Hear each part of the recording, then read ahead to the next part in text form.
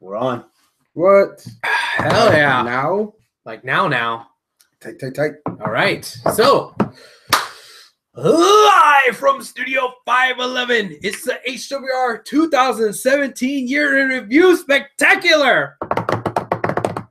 Ding. Where's Dingy? Where's Dingy? Where the fuck is Dingy? There's Dingy. There you go. This is Abel. This is Chris. This is Arnold. And thank you so much for tuning in today, guys. We are very excited. Chris, I know you're fucking fired up. He's been waiting for this day all year, man. We love doing this. Basically, the end of the year, we just do a recap show. We just skip a week where, we're talking about the regular weekly stuff. No. We skip that. We just talk about all the stuff throughout the year that was good, bad, not good, whatever. But more importantly, we talk about our match of the year. Throughout the year, we make our match of the week picks. If we all are unanimous in our match of the week, then we do a thumbs up or thumbs down. And if they're all thumbs up, then they get put on the list for candidacy. So this week, tonight, on this show, we will pick our match of the year. So, before we get to all that fun shenanigans, let me just welcome anybody that happens to be watching live. If you are live, thank you so much. You can interact with us by logging into your YouTube app, and then you could chat along. And I'll have you here on my smartphone. And, if you say hi, that's cool. You want to ask us questions, fact check us, talk shit, that's great. I'll see you here, and I'll try to involve you as best as I can in the show. If you're not watching us live, that's all right. You can still interact with us on Facebook, facebook.com/Houston Wrestling Radio, or on Twitter @H Wrestling Radio, or just drop a comment right here in the YouTubes and hit the subscribe button if you will. We have to the little bell thing. The bell thing gives you notifications when we're online. We have to clarify something before we go any further because something happened last week that we need to clarify. Ooh, what happened, sir? Was there a show last week? There was a show last week. You weren't here. I've been here like a month. We've done this once. We had Okada Omega 1 on our match of the year list. Okay. And we overrode it with Okada Omega 3 that happened in G1 Climax. Right. Yes. Does anyone want to override Tyler Bate versus Pete Dunne from TakeOver Chicago with Tyler Bate Pete Dunne 3 that happened last week on last week's episode of NXT? No.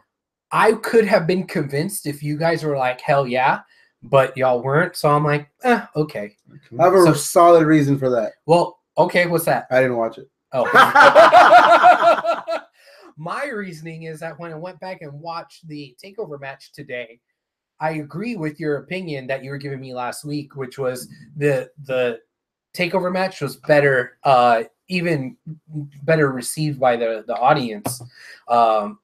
It just felt more electric. It felt better, nicer. So I'm gonna go with that one. Okay, just making sure. Yeah. So I'm sticking with it. As far as overriding, I was kind of kicking and screaming on Okada 2 and 3. Okay. I thought 2 could have been there. Okay. Rather than 3, just because it just went the distance. But I guess that was the deal there. Yeah. 2 was the hour-long draw. Yeah, exactly. Okay. That was like art. Yeah. To me. Mm-hmm. But if you guys, for some reason, I saw 3 up there. I was like, I didn't even. When the hell did this happen? But I guess it was one of the weeks where Travis picked. Well, 2 I've never even seen. I haven't seen it all year. I haven't seen it. I've seen 1. Well, I hadn't seen Naito until today, and it was on the list. Yeah. Well, I mean, that's what happens. Our list, which is 7 matches long, changing. Well, it's ever changing, and it's just according to us. 3, and sometimes add Travis in there. 4. Friend of the show, Jaime, said the other day that the Shibata and Okada match was better than all of these matches. I saw that match a couple of days ago. Brutal. It's knowing the aftermath. I kind of get that feeling watching a Benoit match now, knowing how he ended up. That I can't receive it the same. For Shibata? Knowing that Shibata's brain's like 40% jello now after that match. Yeah. When you hear him headbutt Okada, legit shoot so loud that you can hear the crowd, instead of cheering or booing, they go, ooh. Yeah. Like even they knows, like there's professional wrestling, there's legit fighting, and then there's that. yeah. Yeah, So- see, I didn't watch the match. I've only seen clips of it. And I was like, oh, fuck. I didn't see any even wrestling on that shit. Okay. I just saw straight stripes. They beat the shit out Yeah, of yeah. Yeah. They owe them money. Well, all that like he works with y'all. all that is just to say that this is the list according to us and sometimes Travis. A rotating plethora of hosts. Yeah. But I mean, just a handful of people. You know, Yeah. it's the four of us most of the time.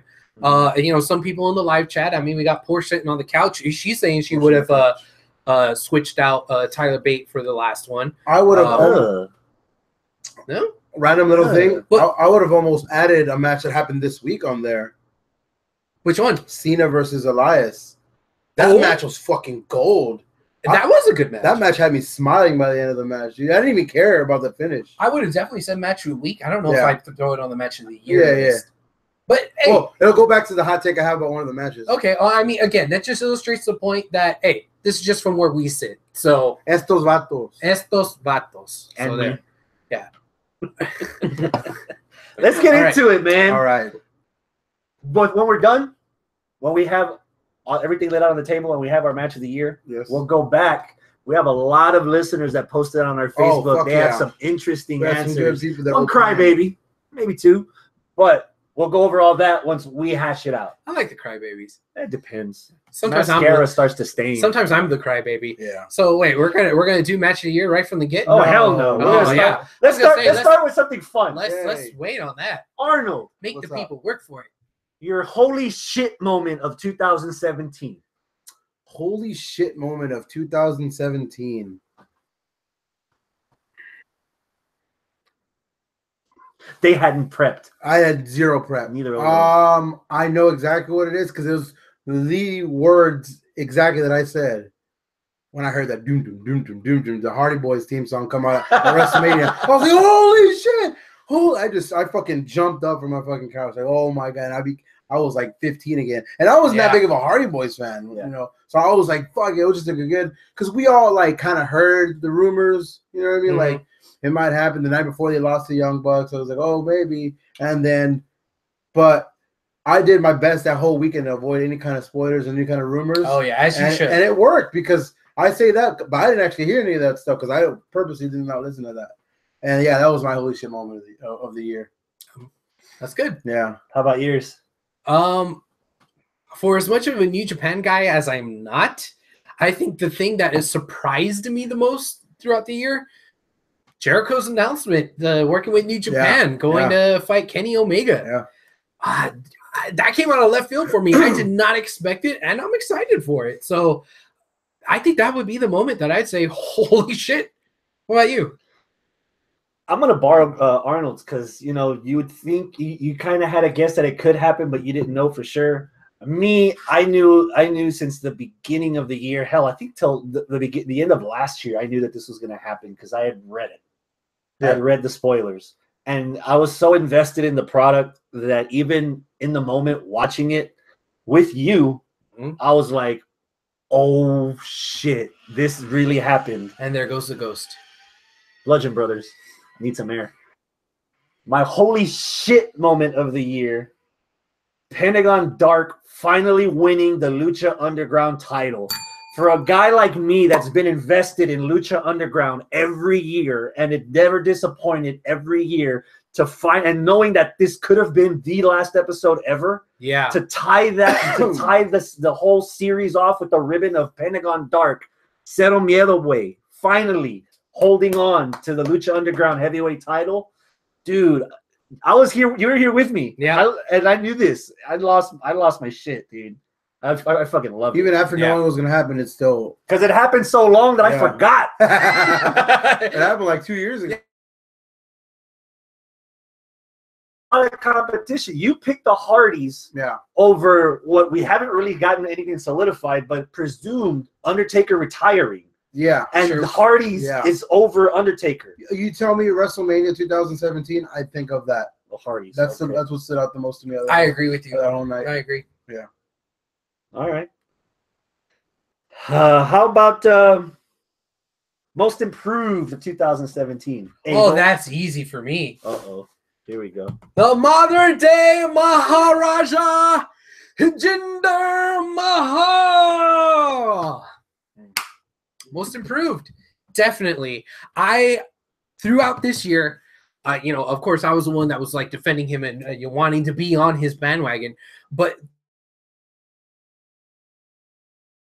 to WWE champion, to somebody that everybody hated as WWE champion, to a guy at the end of the year, you know what? He had a really good match with AJ. Huh? He might, okay, if he has another run, whatever. So, like, from being not on the radar at all January 1st, 2017, to being like, okay, well, I guess we have a main eventer now. Mm-hmm. Yeah, that's definitely most improved. He did get some shine, even though he got whooped. He got some pub by being in the ring with Rob Gronkowski WrestleMania weekend. Yeah. That was the start of his push. All right. And he's in the thick for the U.S. title right now. Right now, yes, he is. So, you can say whatever you want to say about his lengthy, because let's call it a lengthy WWE title run and whether or not it was deserved or not. But he held the fucking belt, and by the end of the run, I'm sold on it. And if he winds up winning the U.S. title, I think that's good. I mean, yeah, I'm sure it's a step down for the WWE title, but I could 100% buy him as a heel working the foreign guy gimmick with the U.S. title and it being fucking epic in the coming year. But, I mean, from where he was January 1st to where he is December 31st, improved all the way. What you got? Mine is gaining a little speed now, only towards the end of the year. It was the payoff. Because the whole year we were wondering what was going to happen with this guy, and it's very appropriate that it's on today on Rusev Day. Rusev, dude, yeah, happy Rusev Day, dude, happy Rusev Day. Machka,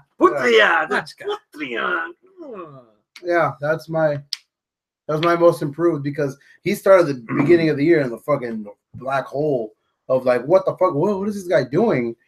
And I still believe, that he was the one who was supposed to get that push that Jinder got, and they just made plans around it. That's my pick, because right now he's hot shit. He's on the microphone, bam. I attribute that to maybe my own personal thing to Total Divas, because he comes out and he shines on Total Divas, and now they're letting him play that role of like this is a goofy guy. Yeah, and him and Aiden English, who could possibly be on there too, because he thought everyone. I gave up on that guy a long time ago. Yeah, and right now they're hot shit. Okay, that's a good one. Chris, what about you? I'm going outside the box. Ooh. Oh, yeah?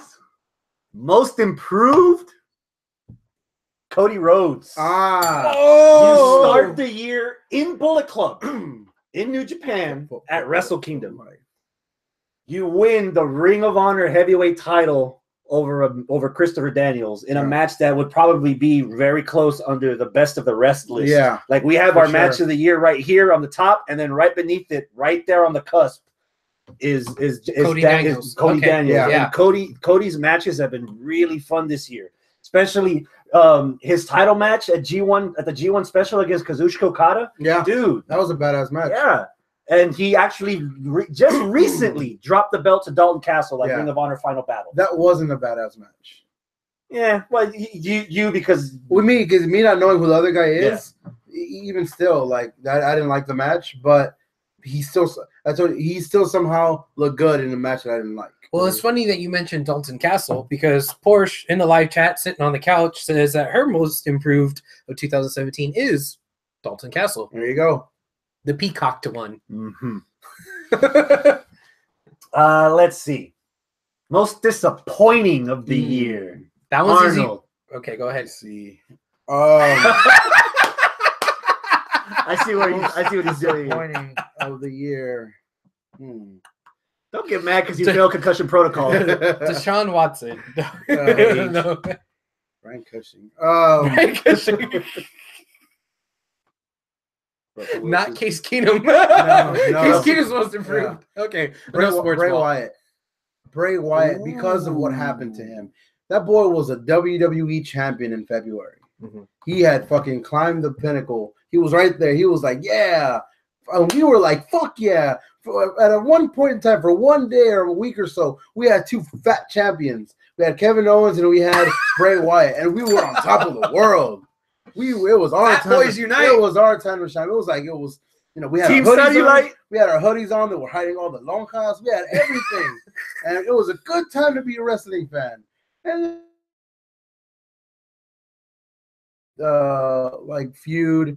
That Mania And match was Oh terrible. God, that was terrible.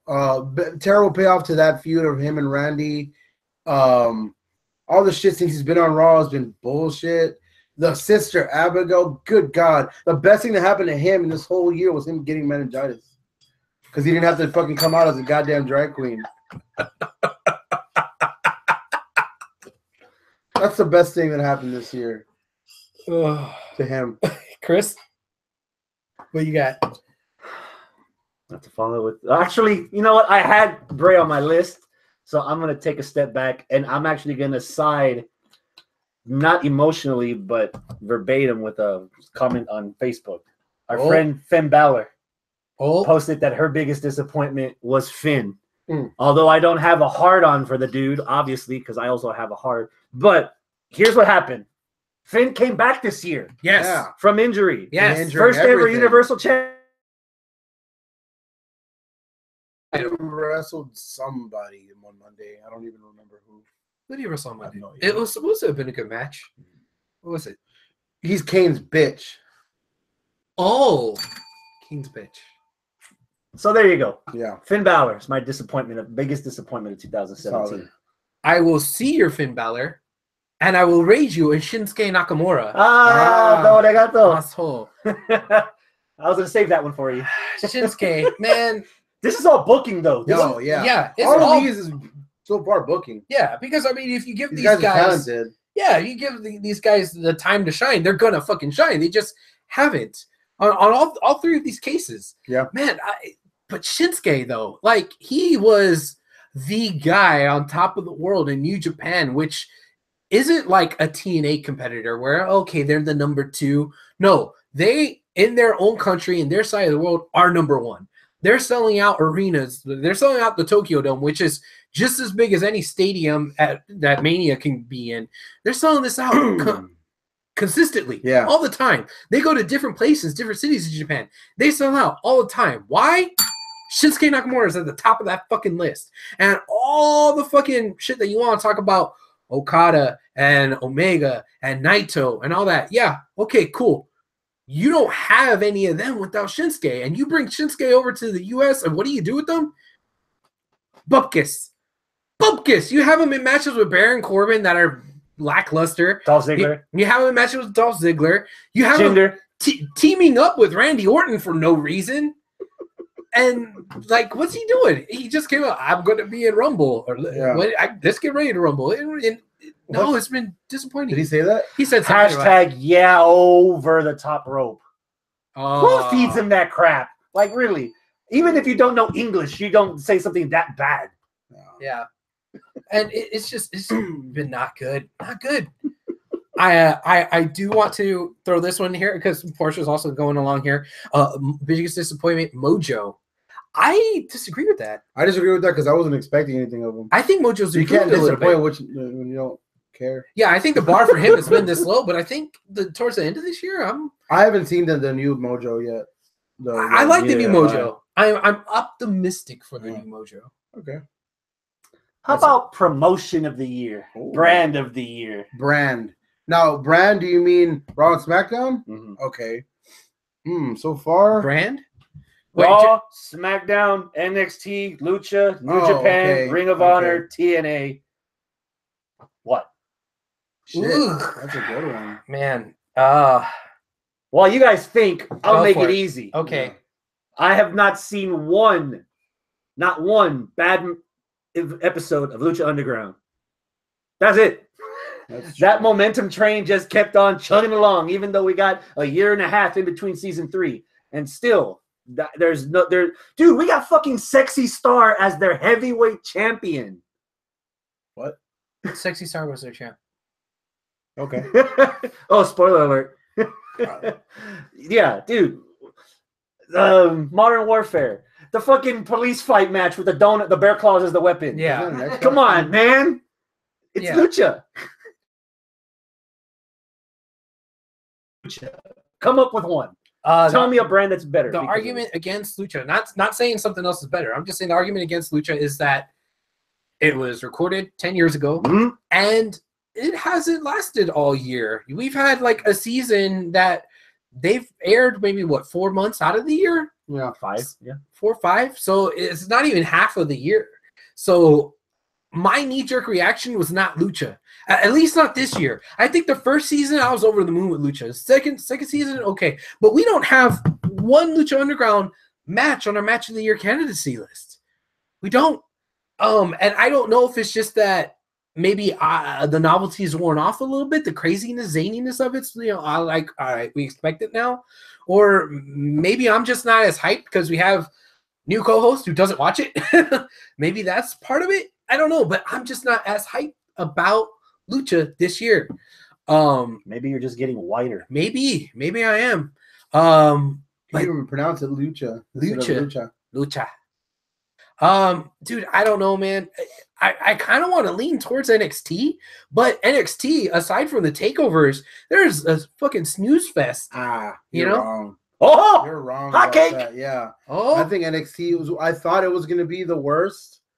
So far, it's turned out fucking just like hit after hit after hit. Even during like randomly, dude, we just saw a match tonight. That's on a random fucking TV taping. It was badass, like match of the week candidate, and I was only halfway paying attention to it.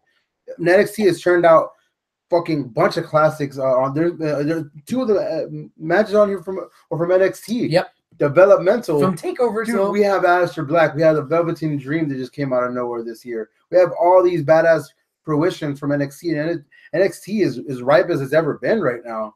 Okay. That being said, New Japan's mine. Whoa! This coming from the guy who doesn't even consistently watch The it. guy that just got my bullet. subscription Yes. today. I'm wearing a fucking Bullet Club hoodie. Today. Yeah, because New Japan has put on these shows of the fucking year so far. From what I watch of Wrestle Kingdom, that G1 Climax had people watching all throughout different times on their cell phones. It was in California. I was watching that shit doing chores. I was watching that shit playing with my daughter. It was like this. You know what I mean? Like I was just because I didn't. He found a lot of this shit on YouTube. Exactly. Like he has been watching. Facebook, You've been YouTube, telling me. everything. I've been looking And now everywhere. you got my stuff. Yeah, now I finally got the.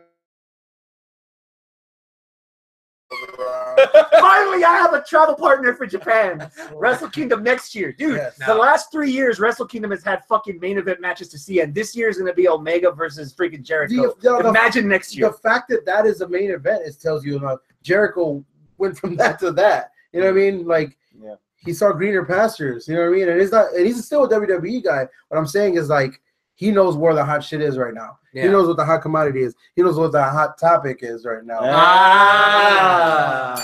So I'm looking for that Alpha Club shirt, though. Yeah. Oh God, yes. As soon as I find it, I'm buying it. Oh man. Yeah, mine's used. Good game, guys. Good game with that one. Porsche agrees with you, Lucha Underground.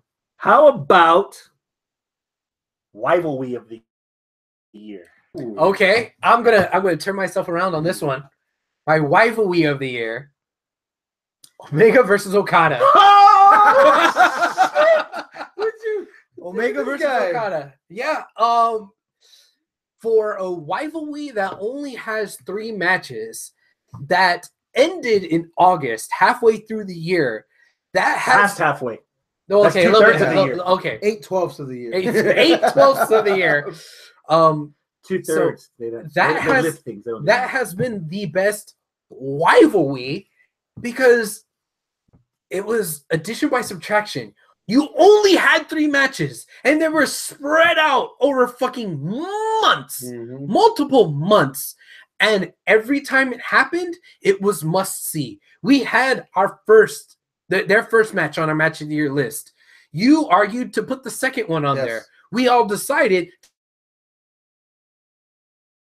fucking matches had potential. could have been on this fucking list. Yeah, have been classic. And there's story to it. And the story was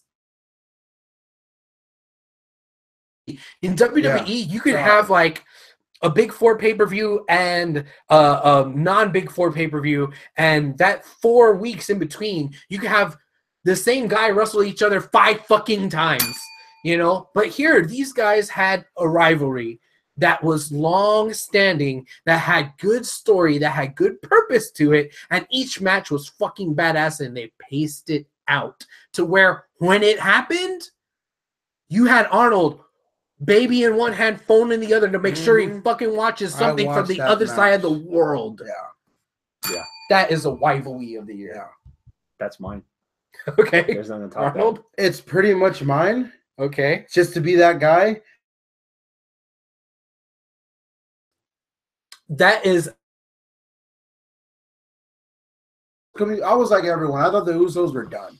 You know what I mean? Like, I couldn't. I've never liked the Usos. They were too tacky. They were too wacky. They were too PG era. Then they had their change. They went over to SmackDown. They had their little whatever, Usos Penitentiary. And even then, I was like, okay, that's cool, but where's this going? And then the New Day, same thing. They jumped the ship earlier this year. Like, I was sick and tired of the New Day at a certain point. I was done. Then they And went this, to SmackDown. Yeah, and then this just came right back up. And those matches, oh my God. That is that raping in the Hell in a Cell. that Hell in a Cell. Man. Yes. Jesus. He was stuck in between kendo sticks. Jesus. Those matches. It's on our list for match of the year. Yeah, we're going to talk about that reason. match. For a reason. These matches between them two did it so much where it unintentionally turned the Usos face again because they're so good. Robert Medlin, what's up, man? Thank you for joining us. He starts meddling in this conversation. He says that he just got back from the Hot Topic at Memorial City Mall. Ooh, but no, too sweet. No Alpha Club shirts. Yeah. Oh, but my wife got a Hot Topic credit card, and it's all Bullet Club shit for me. Porsche on the couch says that her rivalry of the year is Famous B versus Tejano for the lulz. Honorable mention. Okay. Braun Strowman and Roman Reigns. Yeah. Yes. That was the most tolerable I've seen Roman in. Yes. Other honorable mention. The Bar versus Seth Rollins and Dean Ambrose. Every single time I say I'm done watching them wrestle, I say I'm not done watching them wrestle. Yeah, they had a match that was good. Then you're like, okay, well, this isn't going to be on it. And then it was good again. Mm-hmm. Like, oh, back to that same thing that I was complaining about, that WWE booking where between two pay-per-views, you could have 5 fucking matches. It's like, oh, God. But every time they had a match, I was like, oh, yeah. That was pleasant. Yeah. So, yeah, honorable mention there. I agree. How about Tag Team of the Year? Okay, I'm gonna take this one right off the bat. I'm gonna piggyback off of what Arnold just said here. I gotta go with New Day.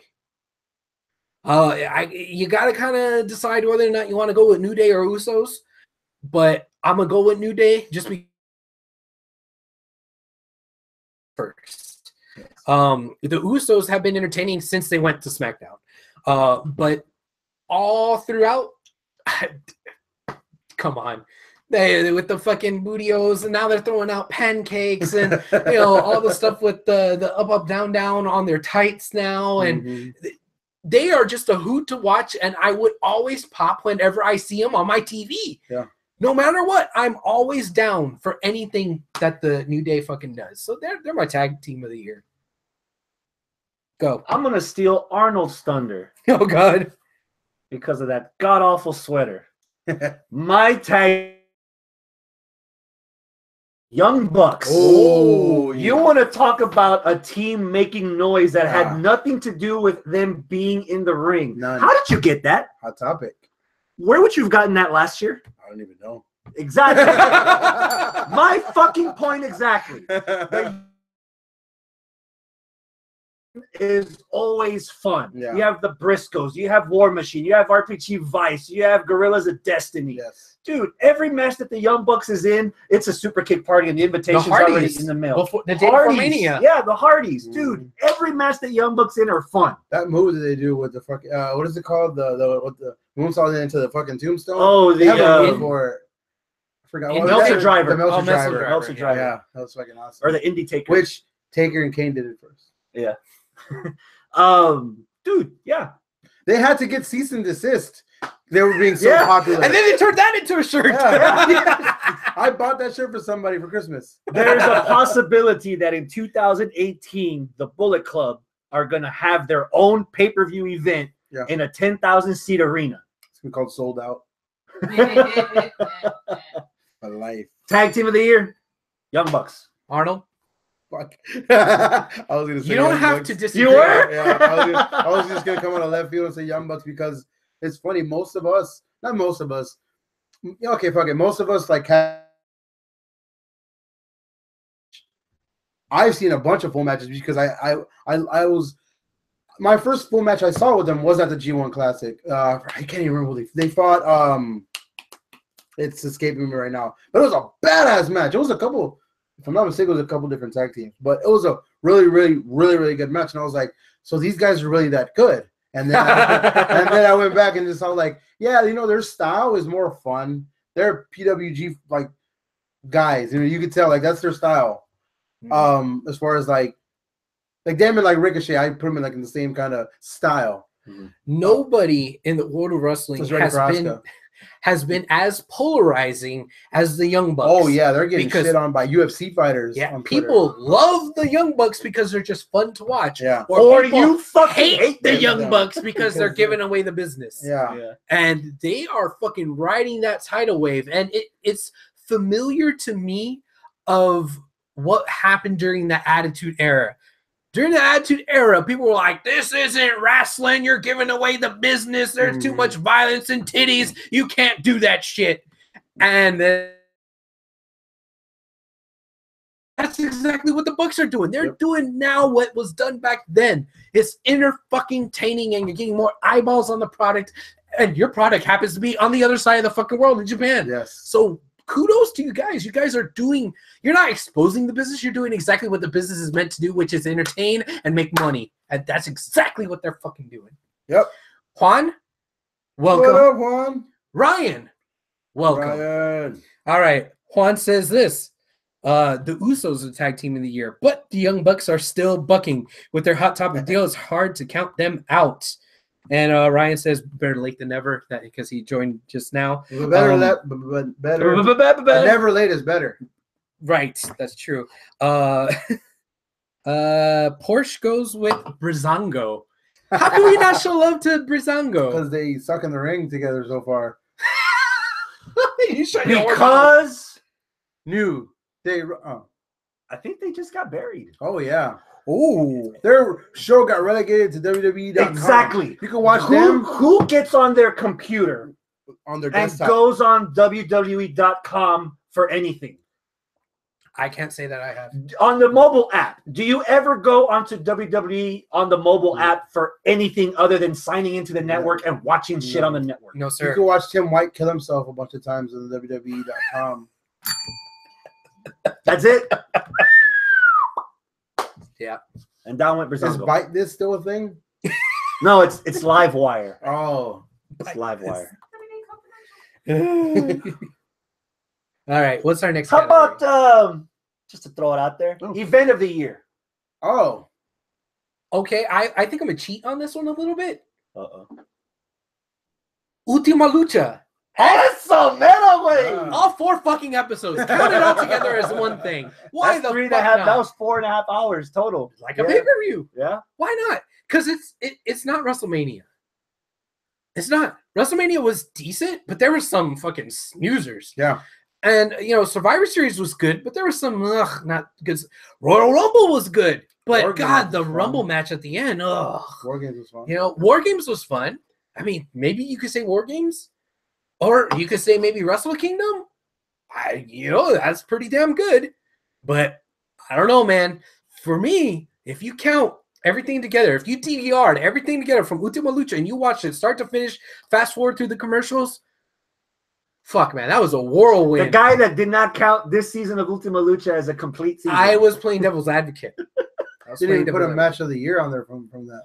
You would think. My excuse for that is my expectations are already up to here that it's hard for them to leap over, dude. Yeah. It's really hard.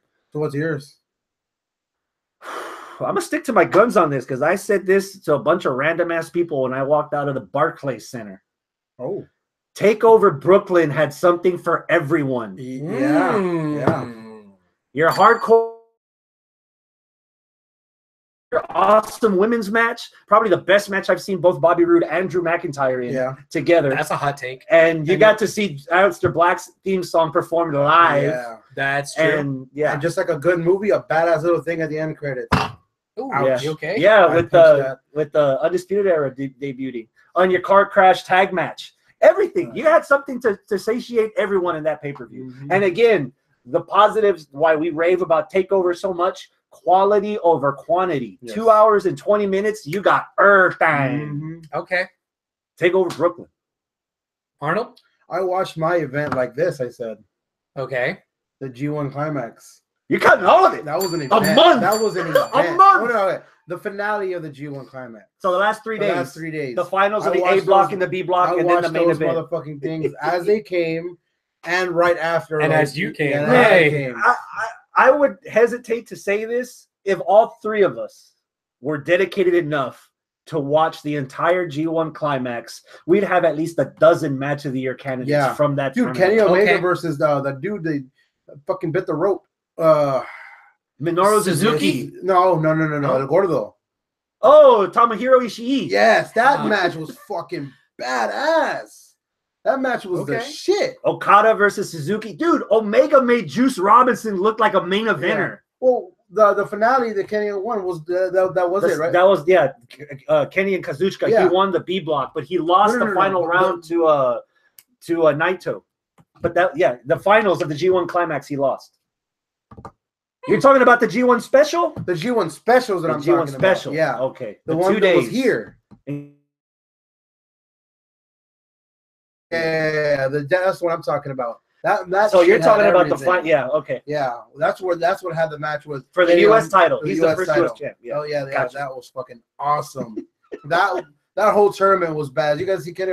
What two Kenny Omega matches in a weekend or three? It was three. Yeah, Jay Lito had some badass matches that weekend. Yeah, that was just full of them good fucking wrestling, good storytelling. Okay. Lethal, Elgin, and Ishii in the finals. Yes, yeah. I don't know why, but in the live chat, they're talking about Kathy Kelly a lot. And ooh, that's just my favorite. Swooning over her. Rumored a Finn Balor girlfriend. Yeah, apparently. Oh yeah, they were together for Knicks game at Madison Square Garden. Oh, were they to promote their house show there? Last weekend. Probably last weekend. Then yeah. Oh, wow. Yeah. There was a picture of them holding hands like somewhere. Oh, that breaks hearts on both sides. This probably. This is probably going to be the quickest segment of all of them. All okay. right. Female of the year for me. No one is ready for Asuka. Somebody try to defend that. I agree. Whoever out there in the chat is going to say Alexa Bliss. How many times has she lost this year? None. Bliss? No, Bliss. Times. How many times has Charlotte lost this year? You got anybody? I don't know, Arnold. What You're thinking very hard. Well, I was gonna say James Ellsworth, but yeah, that's fucked up, man. I mean, he won the Money in the Bank. The first ever won the Money in the Bank. Yeah, Asuka. That's pretty cut and dry. She was able to survive the bullshit that happens whenever you debut on the main roster after NXT. Because because it's only been 2 months. The first match, Emma, where everyone was like, "Damn, that's not what we're used to. We're used to her dominating," but that was a good match. The second match was Emma was so good that they got Emma Cam the next day. Because nobody is ready for Asuka. Leo Rush Cam the next day after that. That match got good. No one was ready for that match. That match got 2 people in. Yeah. So, and then she somehow survived that. And it got to the point where the Undisputed Era, the girl Undisputed Era on Raw, had beat up everybody except Asuka. Because there she's like, oh, she walks away. All right. Everybody in the live chat's pretty much agreeing. Asuka. There is one interesting honorable mention. Toni Storm by Juan. Fuck yeah, dude. Yeah, she came on the scene in the tournament, the Mae Young Classic. Yeah, she was my favorite out of all of them. She didn't even make it to the finals. I don't even care. But she had the most memorable. I would say some of the most memorable matches in it. Yeah, her and Piper. Piper Niven. Piper Niven. Yeah, that match was badass when they were just outwitting, like they were doing the same fucking mirroring, each other. That was badass. Everything in that match. It was her and versus Kairi Sane, right? That match was fucking badass. What about Kairi? Honorable mention for Kairi? I'm still on the fence with Kairi. Woman of the Year. This happened in August. Good point. August. And all the honorable mentions that we want to say for the people that were in the Mae Young The Classic. second place is way down here. they were Asuka's up here. If they were only in the because- Mae Young Classic, yeah. then it's like, okay, yeah, it was just one event. Yeah. But damn, I would like to see more of Piper. I would like to see more of Tony Storm. Dakota Kai. I'd like to Just see more watch out Dakota for Kai. Dakota Kai. More of Butt Cape. What was her name? Oh, Fucking Butt Cape. you made Gargano's fiance? No, You made me forget her name because I kept calling her Butt Cape. Porsche, help me out. You keep on saying butt. All right. Well, Butt Cape. Yeah, Um, you ruined her. Yeah, I know. But yeah, Yeah. anybody else that you mentioned? No. I'll tell you this But much: the future is bright for women. that in is very 2018. true. Very true. Tell that to Robert Paige. Medlin does want to kind of throw something out there just for devil's advocate's sake. So I'm guessing. I don't know why I put words in his mouth. I wanted to say Asuka, but I give Bliss the edge for holding her own during a brand swap. Yeah, she didn't have any growing pains whenever she went over like Charlotte did. You know who else had a brand swap? Fucking Asuka. She was in NXT. Now she's in the main Oh, roster. yeah. I mean that's yeah. Here's the issue with here's the issue with Alexa Bliss. Okay. Stephanie ran out there a couple of weeks ago, hyping, drinking her own Kool-Aid, talking about how the women of the division of WWE are all that in a bag of chips. Women's revolution. Who do you think of when you think of women's revolution? Sasha, Charlotte, The Four the Horsewomen. Four basically. Horsewomen, Where on that list does Alexa Bliss land? right after them. Yeah. Right after them. Really? Mm-hmm. Because Yeah. she's been able to stick it out, and dude, she's the most natural woman out of all of them as far as like in the not in the ring, on the mic. She's the best one in WWE on the mic. And see, when you're talking about 2016, Yeah. we're talking about 2017 here. Alexa has been on top on both Raw and SmackDown. Yeah. So- Booking loves her. It's for a distant number two, not a Yeah. close number two, Yeah. a distant fucking number two. I'll take Okay, that. Alexa. Yeah, I'll take Why that. not? How about your male of the year? That's a good one. This guy. Uh, Male superstar. of the Whoever's year. ready, jump in. I was Go for it. gonna wear the shirt, but I didn't. I just got a brand new one. And I finally found one. Kenny Omega, dude. Seriously, there's not even Too sweet. nobody Woo! close right now. Yeah. Transcending without even really having to do much besides put on badass matches. I got a Go devil's for it. advocate for you then. Because Okay. I wrote this down specific, and this is me personally. Before I can finish, He's gonna say Samoa Joe. no. Before I can finish, I have a 1A and 1B. Okay. You get to that in a minute. Yeah, go for it. Oh, actually, it's not this at all. Okay. No. Okay. Quality over quantity is going to be on my tombstone because that's Okay. what I live by. Okay.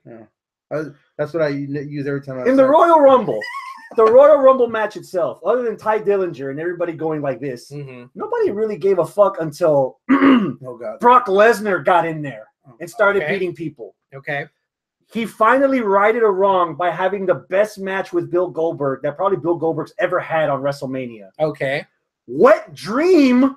I was there in Dallas for Brock Lesnar, Samoa Joe. I was there in Brooklyn for the four-way Beefarama. Lesnar, Strowman, Roman, Joe. Oh yeah, the beef soup. We got Strowman versus Lesnar at No Mercy. And then we get fucking AJ Styles against Brock Lesnar, the battle of the former IWGP champions here. Quality over quantity. Every promo that Heyman came out to cut for Brock Lesnar's matches, he put every one of Brock Lesnar's opponents over more than anyone else on the roster did for anyone else, even themselves. Yeah, Quality over quantity, it's Brock Lesnar for me. I can do that. Okay. You gotta love it. I was definitely thinking not Brock Lesnar because I was thinking about this earlier today. Longest reigning Universal Champion. He was pretty much Universal Champion the entire year. But I was trying to think, all right, Superstar of the Year, do you think somebody at the top of the card the entire time who puts in work day in, day out? And I thought, well, who's had the WWE title? Oh, well, AJ's had it. Jinder had it for a long time. AJ has it again. KO had it. And then I was like, well, okay, well, there's another title. Who had the other Universal title? Brock. shit, Brock, but I don't feel in my soul that Brock Lesnar is the male superstar of the year because you see him only once every so often, and you want to say quality over quantity. Sometimes with Brock, it's not exactly the best quality. Like there's other people that put on better matches with more consistency, with more quantity, and it's still just as good as the quality. So I don't want to say Brock, but okay, if you take away the top, are you gonna go with your I know, I think favorite? Are you going the Rolling Stone route? I don't know what you mean by the Rolling Stone, but let me finish. If you take away, the top title contenders, it's like, well, who is there? Then you got to start digging for U.S. title, Intercontinental title, and I was like, no, man.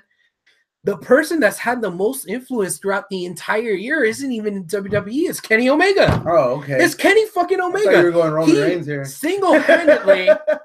He single-handedly got even more fucking eyes on Japan than anybody else has in 2017. He made wrestling cool again. Yeah, he wrestling relevant in America. All the little people running off into fucking Hot Topic and buying their fucking shirts is because of Kenny Omega. Yes, the Bullet Club was cool in 2015 and 2016. Yeah, AJ Styles, leader of the Bullet Club. Yeah, Finn Balor, leader of the Bullet Club. Oh, that's fucking awesome. He was great. Wasn't until Kenny Omega this year made it like an event where everybody has to watch it. Yeah, sure, that snowball started rolling, but that snowball got big and turned yellow because of Kenny Omega this year. So I have to go with Kenny Omega because I can't go with any of the WWE guys because you got a part-timer and then you got inconsistency on the WWE title side. If you want to go to IC and US, okay, maybe. Who's the best out of the IC? Miz? Yeah, you could argue. Yeah. You could argue the Miz. Rolling Stones did because that's what you meant by Rolling Stone. The Miz was Intercontinental Champion for most of the year. Champion there because it's either Bill Goldberg or Brock Lesnar, part-timers. So the Miz was there every week putting guys over. Even now, the Miz's promos. Isn't on there. The Miz's promos where he would get face reactions when he's supposed to be the bad guy. Yeah. There is a valid argument to be made, but he'll get looked over because he doesn't have the name recognition or the brand value of a Brock Lesnar, of an AJ Styles, as of right now, of a Kenny Omega. Yeah. But Rolling Stone laid out this beautiful masterpiece of, and after I read it, I was like, you know what? I was about to change this. Yeah. Their argument was really good. Heart-wise, and this coming from a guy who's been a Miz mark through thick and thin. You have one of his nuts in your pocket. I do, and I've loved the Miz, and it's really great seeing everyone else finally loving the Miz as well. That's been a nice little journey for me. But even I can't sit here and say the Miz is the male superstar of the year. Yeah, I'd be okay with giving him a again going back to the thing with Asuka, giving him a distant number 2. But Kenny Omega, dude, it's got to be Omega. My 1A was Omega. Okay. My 1B wasn't anywhere near as good as him in the ring this year. Mm-hmm. But you know what he just did? What?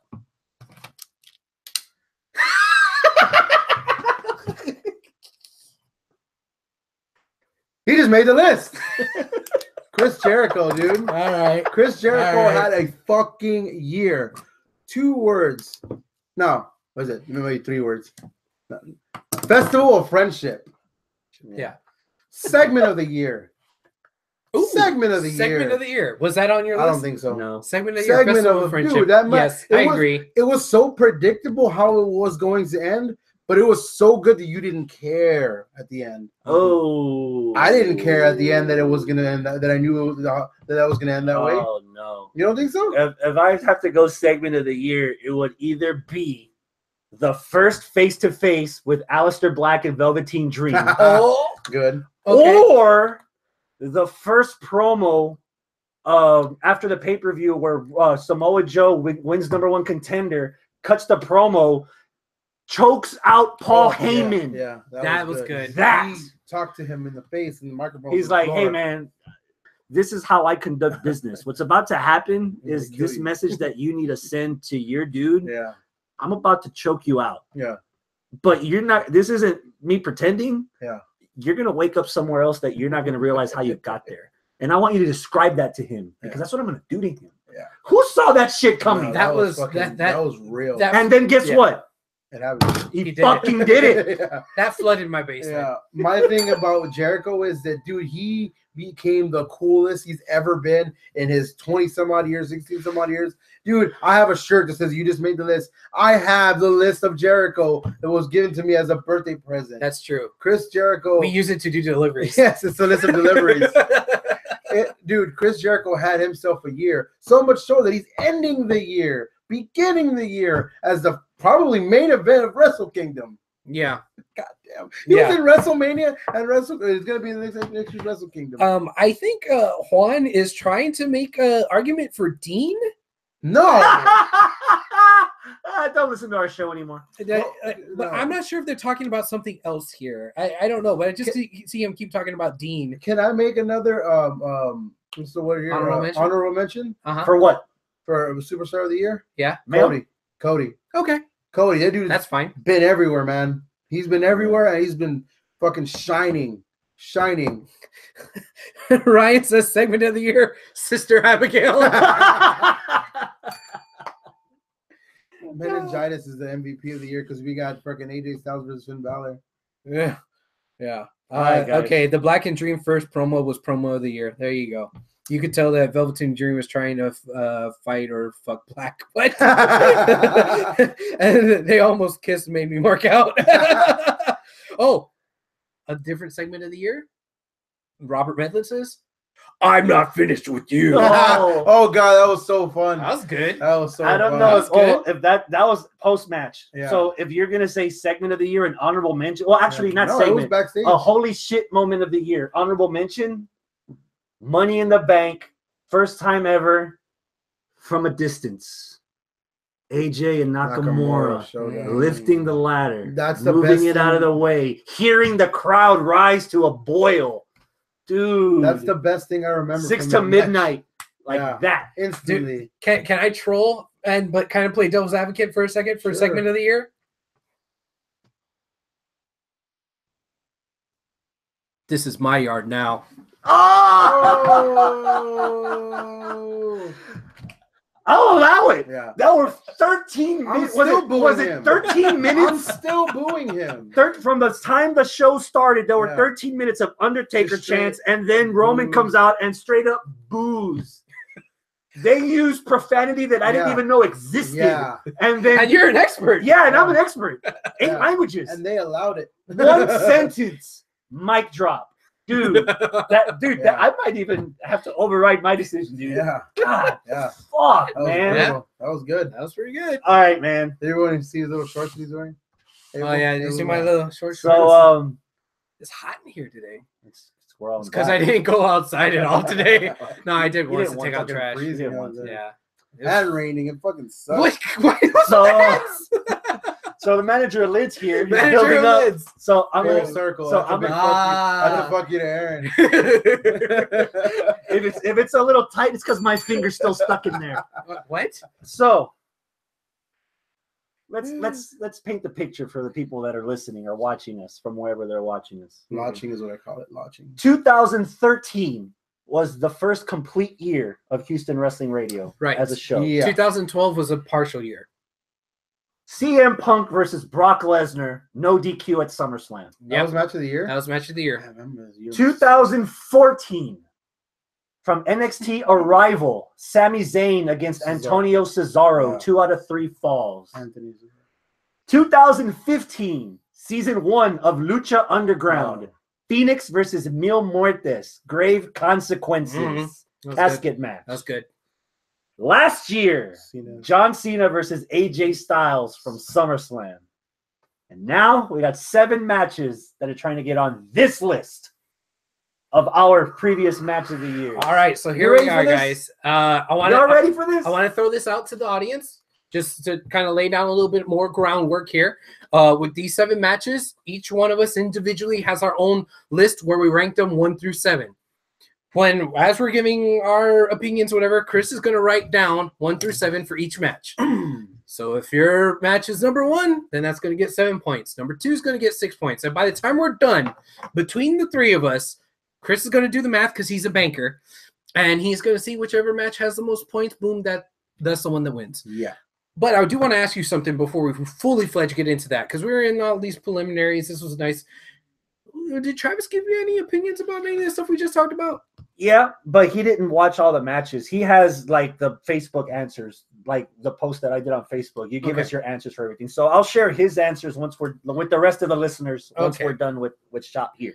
All right. Match number 1 on our list happened at Wrestle Kingdom for the Intercontinental title. All right. Tetsuya Naito defending against Hiroshi Tanahashi. Who wants to go first? So we're gonna say what our rank is for that. No, just talk about the match in general. Okay. Go first. This is both y'all never to preface this. This is one of the matches that neither one of these had a hand in. Travis and I put this match on our match of the year list. So this is their first time. I think the first time you're watching it is today. Today. This is their first time watching it. Mine too.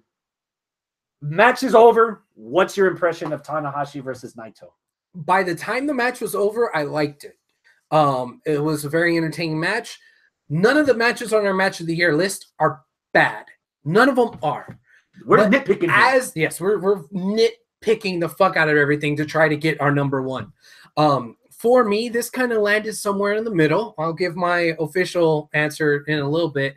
But the reason why it wasn't as high as I thought it would have been is because it suffered from a thing that Arnold always talks about when it comes to Indie and New Japan matches, which I hope I'm not stealing your thunder because you said you had a hot take about this match.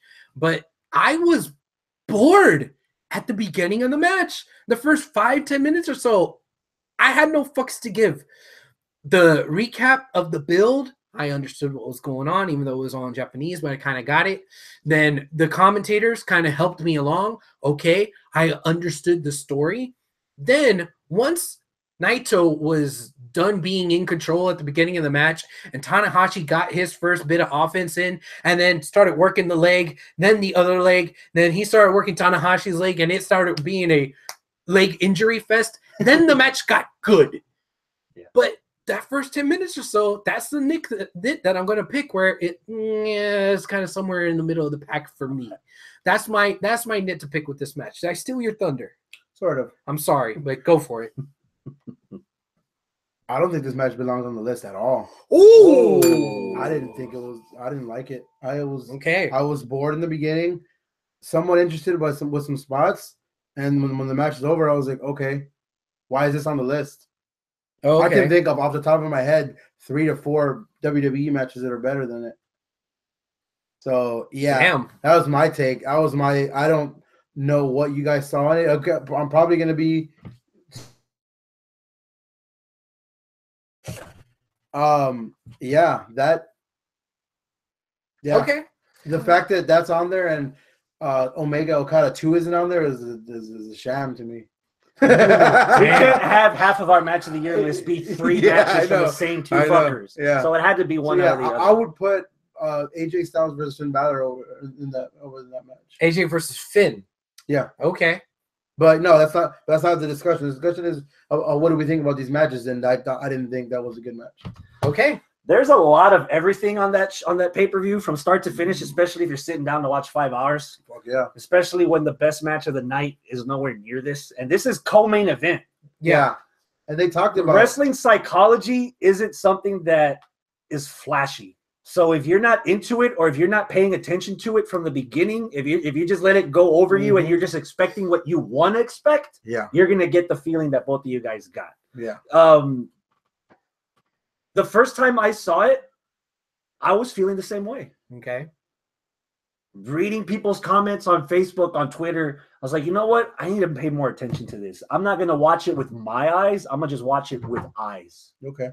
And see if I can understand why everybody's gushing so much about this match. Dude, the psychology in this match between those two. I agree. It's easy. Makes it easy for you to boo him here. Yeah. Japanese people, it's so easy for you to hate Naito. But because it's so easy to hate Naito, people like Naito. Okay. Just like The Miz. It's easy to hate The Miz, but he does it so well that you have to respect and like him for what he does. Him spitting in Tanahashi so many fucking times just to get under that dude's skin. That's when Tanahashi says, you know what? I'm not playing the Superman tonight. I'm playing General Zod. I'm gonna actually intend to hurt. That high fly flow from the top rope out into the splash Yes. On his head. Yes. Oh, dude, Yes. He squished the that's not stuff that he does generally. making wine. That's not stuff he does generally. He's considered the John Cena Yeah. of that brand, so Yeah. he's not going to do stuff that's going to blur the perception of what his moral values are.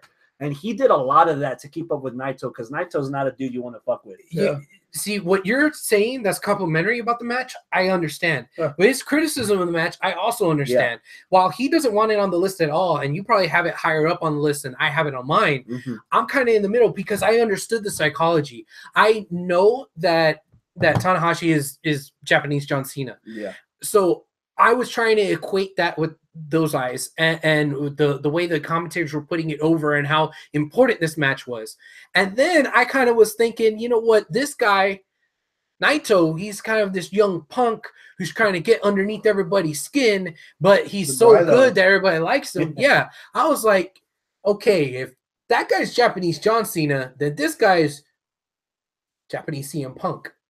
So when I was starting to look at it through those eyes, through the story that they were telling, the young cocky guy who, you know, made his name elsewhere, even though he's there, and now Throws he's trying the to title get belt in the ring. I was like, dude, this is Cena Punk. Yeah. And I was able to appreciate the storytelling of the match and, of course, the psychology of the knee stuff in the match. Yeah. And I had seen Tanahashi before from previous years of Wrestle Kingdom, so I was familiar enough to know that, yeah, that's a little bit out of the ordinary for him, especially with his matches that I've seen with him versus Okada. Yeah. You know, like Okada was trying to be like the young upstart babyface trying to dethrone the legendary babyface. This was the young upstart heel trying to dethrone that dynamic. So I understood the dynamic. I understood the historical in Japanese wrestling you know, gravitas of it. But I was bored at the very beginning of the match. And it took a while for me to get into it the first time. That's why it took, because that dark match that we did for Wrestle Kingdom, we didn't do it as soon as the pay-per-view ended. We waited a day or two to do it. So. People in the live chat are giving love to Gabo Gulak and that the PowerPoint presentation should be a segment of the year. But it's never happened. It's never finished. So you can't. Hey, WTF moment or holy shit moment is Enzo winning, turning on Cass. Oh, Enzo turning on Cass. Yeah. Okay. Next match. No, you mean Cass turning on Enzo? Yeah. You forget that Enzo started the year as a bona fide babyface. Yeah. Threat. No, actually, the second match, John Cena, AJ Styles 2, defending the title of match of the year, Royal Rumble. Who was there? I was there. I wasn't. Oh, damn. Should have told me, man. I sold an extra ticket on eBay, man. Could have came with me, Gun Breweries. You. Gush. I fucking love this match, dude. Okay. So far, pretty much, and this has a lot to do with John Cena. Yes. So far, John Cena has the Brock Lesnar qualities that you're talking about this year.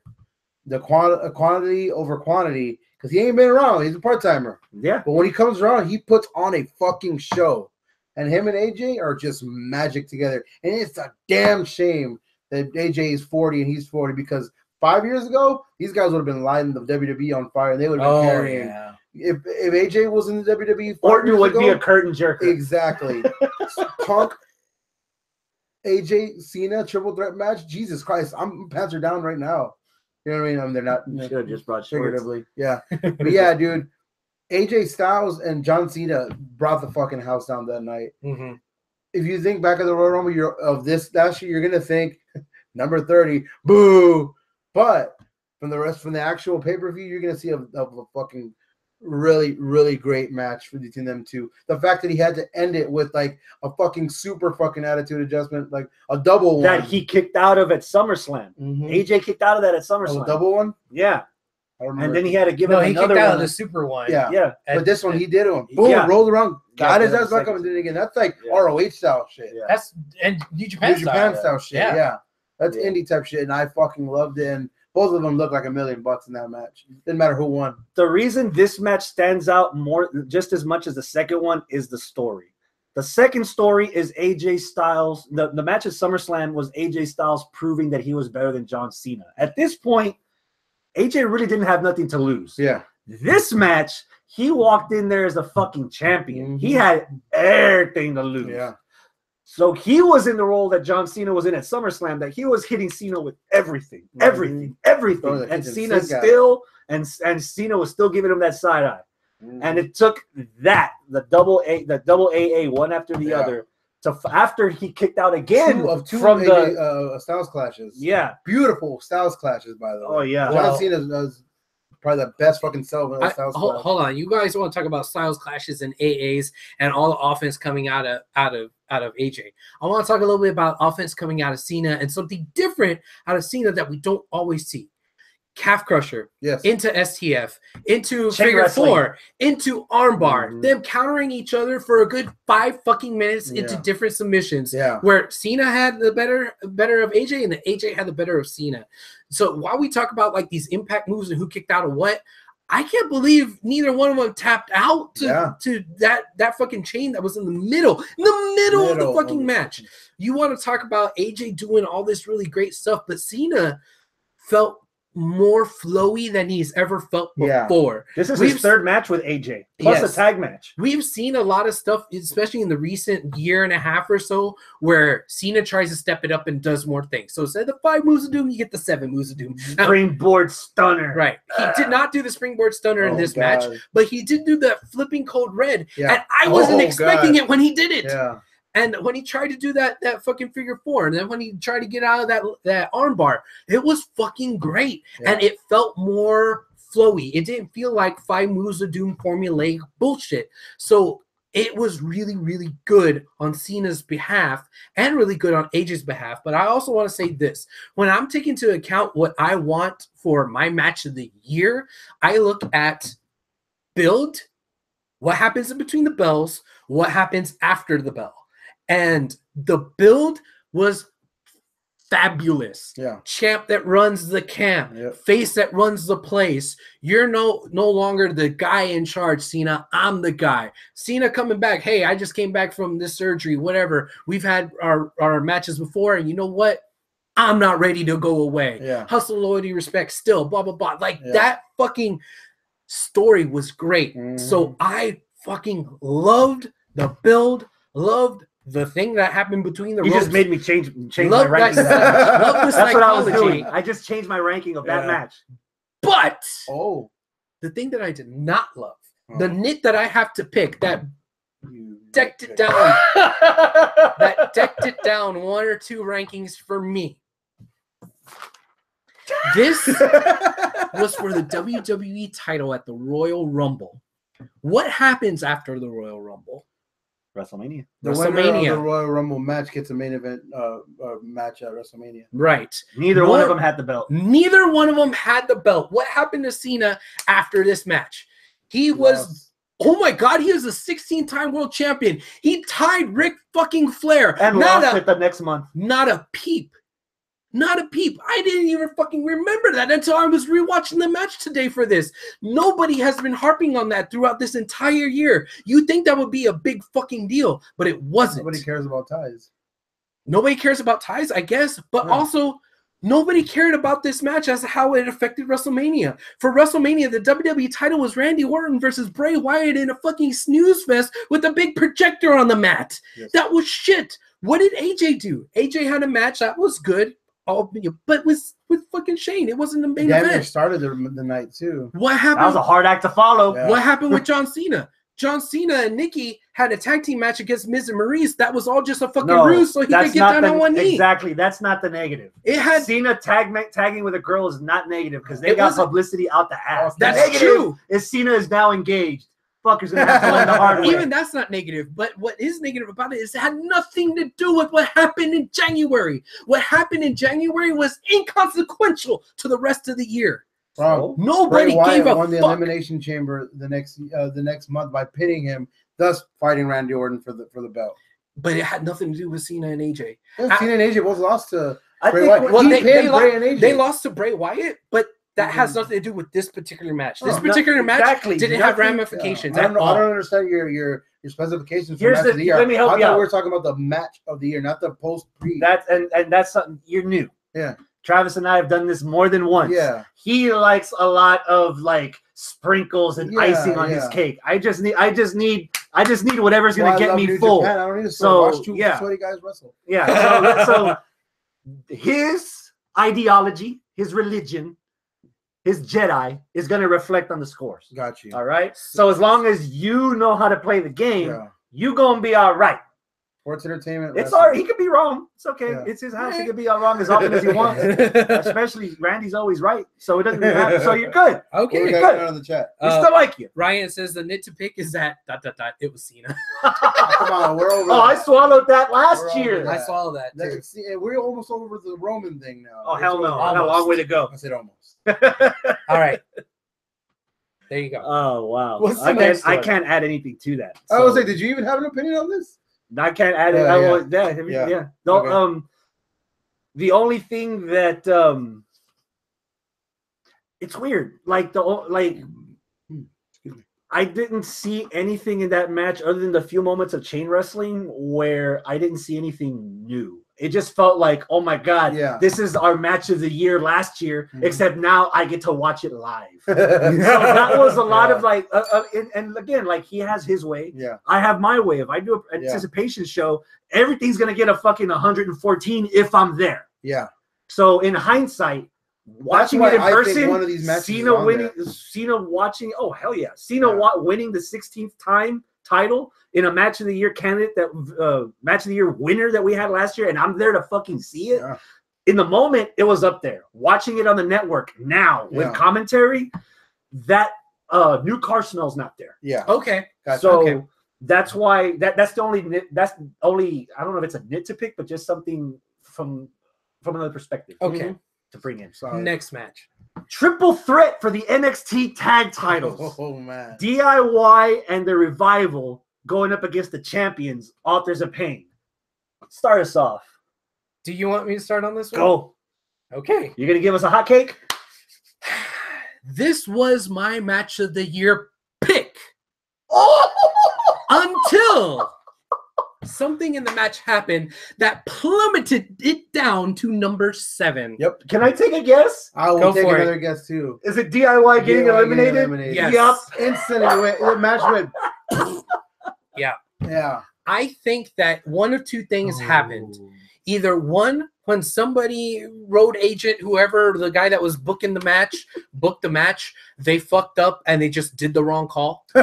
Or two, when Akam tagged in one of the Revival, he fucked up. He wasn't supposed to tag him in, and they were supposed to, eliminate the Revivals and eliminating the DIY guy.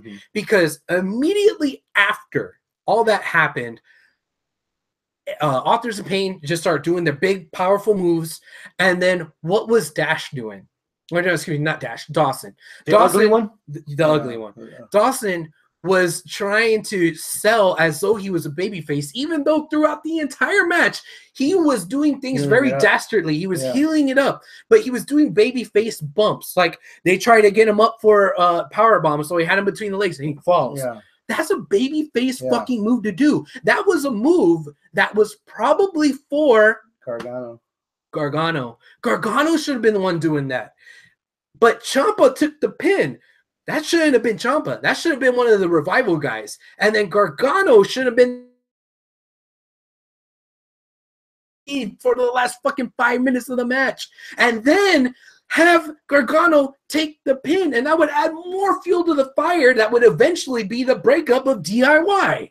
Okay. That's exactly what should have happened. So somebody fucked up when they were booking it, or throughout the match, you tagged in the wrong guy, you big dummy. It's not the latter. That's the way it was supposed to happen, and they got it wrong by doing that, but they also got it right. Okay. You get DIY because I had to do the first like 50, whatever so and so, but until they got the majority of the match. That match was just like, oh, it was all the I was falling in love. Dude, the moments, oh my God. The moments where they were sharing each other's finishers. Oh, God. It was one of DIY and one of the Revival doing their like the compactor, the kicks together, and then it was one of the Shatter Machine. Oh, dude, I was fucking I was falling in love, dude. That was just like I love saying that was art. That was beautiful. when they got eliminated, I was like, oh no, seeing it then seeing it this weekend, I thought the same thing. I forgot that happened, and I was like, no, why would you do that? And then you wound up with just 2 Then heels. you fast forward, but a couple days later, the revival debut on Raw. Mm-hmm. That was their send off. That's why they had to be pinned to end the match. They could have been pinned first and walked away into the no. Revival was NXT, with the We Are NXT, you'll see the revival there. Yeah. Because they were fucking, part of NXT's fabric. Also, that was probably you could say that was probably the start of DIY's, dissension. Right. Well, but even then, like I said, Ciampa was the one who took the pin for his team, not Gargano. So it doesn't even follow in the vein of, Ciampa getting mad at Gargano for always losing. Yeah. Outside thinking. I think I said this when we were talking about this match in the first place. We'd already seen 3 matches, Ciampa and Gargano against Revival. Yeah. And we had already seen Ciampa and Gargano against Authors of Pain. Yes. Yeah. Destroyed by Authors of Pain. Yeah. Mm-hmm.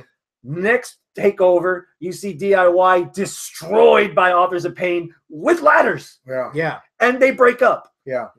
The one thing that we hadn't gotten was Big Ugly Monsters against Old School 4 Horsemen Brawlers. Mm-hmm. Yeah. And I wanted that. Yeah. I actually, before this match was announced, I was actually upset that DIY, was ham-fisted into this. Yeah. I was looking for an old school WC. No, I wanted, old school WCW Authors of Pain versus the Revival, Brawler versus Animal. I want to see that. Yeah. And after the crowd eventually took their big dump and got it flushed down the toilet and accepted the fact that that Ciampa and Gargano were out of the match, they were marking out for some of the shit that the Revival were doing to try to keep from losing. So it didn't completely lose me. The Revival looked really good in this match. Yeah, the Revival against the Authors of Pain proved to me that they can hang with guys. I want to see Revival against Sheamus and Cesaro. Oh yeah. I want to see Revival against the Usos. Fuck yeah. Dude, I want to see the Revival against Benjamin and Gable. Yeah. Dude, that's from, again, the outside looking in, another perspective. I think that for me, it was the right call because at that time, I was already done with the stuff that I had already seen. I'd already seen DIY against AOP, and I'd already seen DIY against Revival. This was probably the only chance we were going to get to see legitimate Revival against AOP. And tuning out the audience, I received it well. Yeah. Okay. I could see what you're talking about, where you want to see Revival versus AOP, but I did not want to see it in this match with this booking the way it happened. Mm-hmm. I kind of understand where you're coming from, but the way that it was booked in this particular match, it was, like I said, either a mistake or somebody fucked up. You said it was a mistake, and you said it wasn't really a fuck up, that's how you wanted it to be anyway. But all right, it's a moot point because, well, we have it listed where we have it listed. Yeah. But in the live chat, Juan says, yeah, that was a great match. That's tag match of the year. Okay. All right. I disagree. Over the Fatal 4-Way at WrestleMania? And the other matches on the list? Over Hell in a Cell, Usos New Day? I disagree. All right. Okay. Moving on. Next one. This isn't the only takeover show that we have, because the next takeover in Chicago, Tyler Bate versus Pete Dunne 2 for the United Kingdom Championship. Who led off the last one? Was it you? Go for it. Tyler Bate versus Pete Dunne. This match was perfect. This match was fucking perfect. I watched the match half falling asleep that weekend. I was kind of like just watching it, kind of getting, I didn't watch the British Boys tournament. I don't know who any of these 2 little fuckers were. I didn't care. I didn't give a shit about them. 2 little pasty fucking British kids. Oh wow, whatever. Boy Pages. I don't care. Boy Pages. So I was just watching. Like, oh, okay, cool. I said one guy's gentleman, fucking Jack looking dude, and the other guy's fucking Ollie from Bring Me the Horizon looking kid. I'm like, all right, I see what they're doing. I got that reference. Yeah, I see what what their styles are. let me see. Well, whatever. I'm only halfway paying attention to this match. I was like this. A few minutes in, phone thrown away. That fucking face glued to the dude. I'll take out my first reaction and take in my second reaction, which is when I rewatch it again this weekend just to make sure I had the same opinion. And it got even better watching it the second time. So I was just like, Jesus Christ, these kids. This is just, oh my God. Kids, Tyler Bate was 19 and Dunn's 26. Was How 26 did- this time. How did you feel? Oh, you said you didn't watch the third match, right? I didn't. The match from like You didn't 2 need weeks to? ago? I didn't want to. No. Okay. I didn't want to. I didn't want to fuck that up. I didn't want. I just like that right there was fucking perfect. Just that everything just worked out. Just crisp. The slugfest in the middle of the ring. The fucking turns, like, oh fuck, dude. The moves, just the perfect way it ended was just like, yeah. Robert Medlin in the live chat says Pete Dunne is my. I'm going to have this problem with 3 matches that's on this list. One we've already talked about. The one we're going to talk about, and I'm talking about this one now. You said this match is perfect. I agree with you. The match itself was perfect. And when we're talking about match of the year, everything's got to be at least a 9 or above. So with this match and Cena versus AJ, goddamn, that was perfect. This match was perfect. The nit that I have to pick is the same nit that I had to pick with Cena AJ. What happened after? Who gives a fuck? After they had their match, after Tyler Bate lost the title to Pete Dunne wasn't seen for what, months? I think he's defending the title on like Progress or something. Yeah, maybe like once or twice. But we've never. No, he has. He has. He actually defended SummerSlam weekend in Brooklyn at a Progress show that they had there. Yeah, but they didn't bother to. Progress, you didn't know. I'm surprised nobody so far. Neither one of us most disappointed. That's a valid disappointment, because the aftermath of this match, when they put on this amazing fucking match that I was gushing over, I said we got to put this on the match of the year list. They didn't capitalize on it. They didn't use the momentum that they had to do something more with these guys. Were you surprised? A little, yeah. Didn't we have this conversation in January? As soon as the tournament was over and Tyler Bate, oh, hey, by the way, brand new titles on the scene. Royal Rumble in San Antonio 3 weeks away. Great way for him to have his first title defense. And what happened? What's your word? Bupkis. Thank you. Yeah. Bupkis. The next time I saw Bupkis? Pete Dunne defend that title was at a dark match at NXT TakeOver War Games. Yep. There you go. So, man, that... Again, I'm picking these nits, you know. The build to this was pretty good. I mean, hey, there was a tournament. This is the rematch from said tournament where one guy beat the other and their rematch. Okay, cool. That was a nice little build. But all the momentum, all the stuff that you could have capitalized over for this match, nothing. So there you go. Chris, you got anything to add? From bell to bell, that probably might have been one of the best matches of the year, period. Like, I hate to throw around the word perfection, because if it's not the match of the year that I'm on top of my list, then I'm a fucking hypocrite. Yeah. And you guys have seen hypocrisy because we do it every week. Yeah. So my name's Arnold. I can't say, my name is Chris and I'm a hypocrite. So I'm not going to go that far. Yeah. But if there's anything close to it, it's this. Yeah. Because, man, if you were to count every time the crowd popped for something these guys did as an orgasm, it would be a glorified bukkake. Yeah. Like, I'm telling you, the crowd didn't have a chance to sit down most of that match because they stood right back up to cheer some more. Yeah. Bitter end into a DDT. Yeah. Holy fuck. Did you get Brock Lesnar, Eddie Guerrero flashback when that move happened? Because I did. Brock Lesnar went for the F5 and Eddie did the DDT I didn't counter. at the time, but now that you mention it, holy yeah. Because I was that invested in the match. Fuck, dude. This is the type of match that I love using as example. I'm sitting there watching wrestling. Sister-in-law and boyfriend walk by. Hey, what are you watching? I'm glad you asked. Sit. These are one of the matches when you can introduce somebody. Yes. here. This is what I think is pro wrestling. Yes.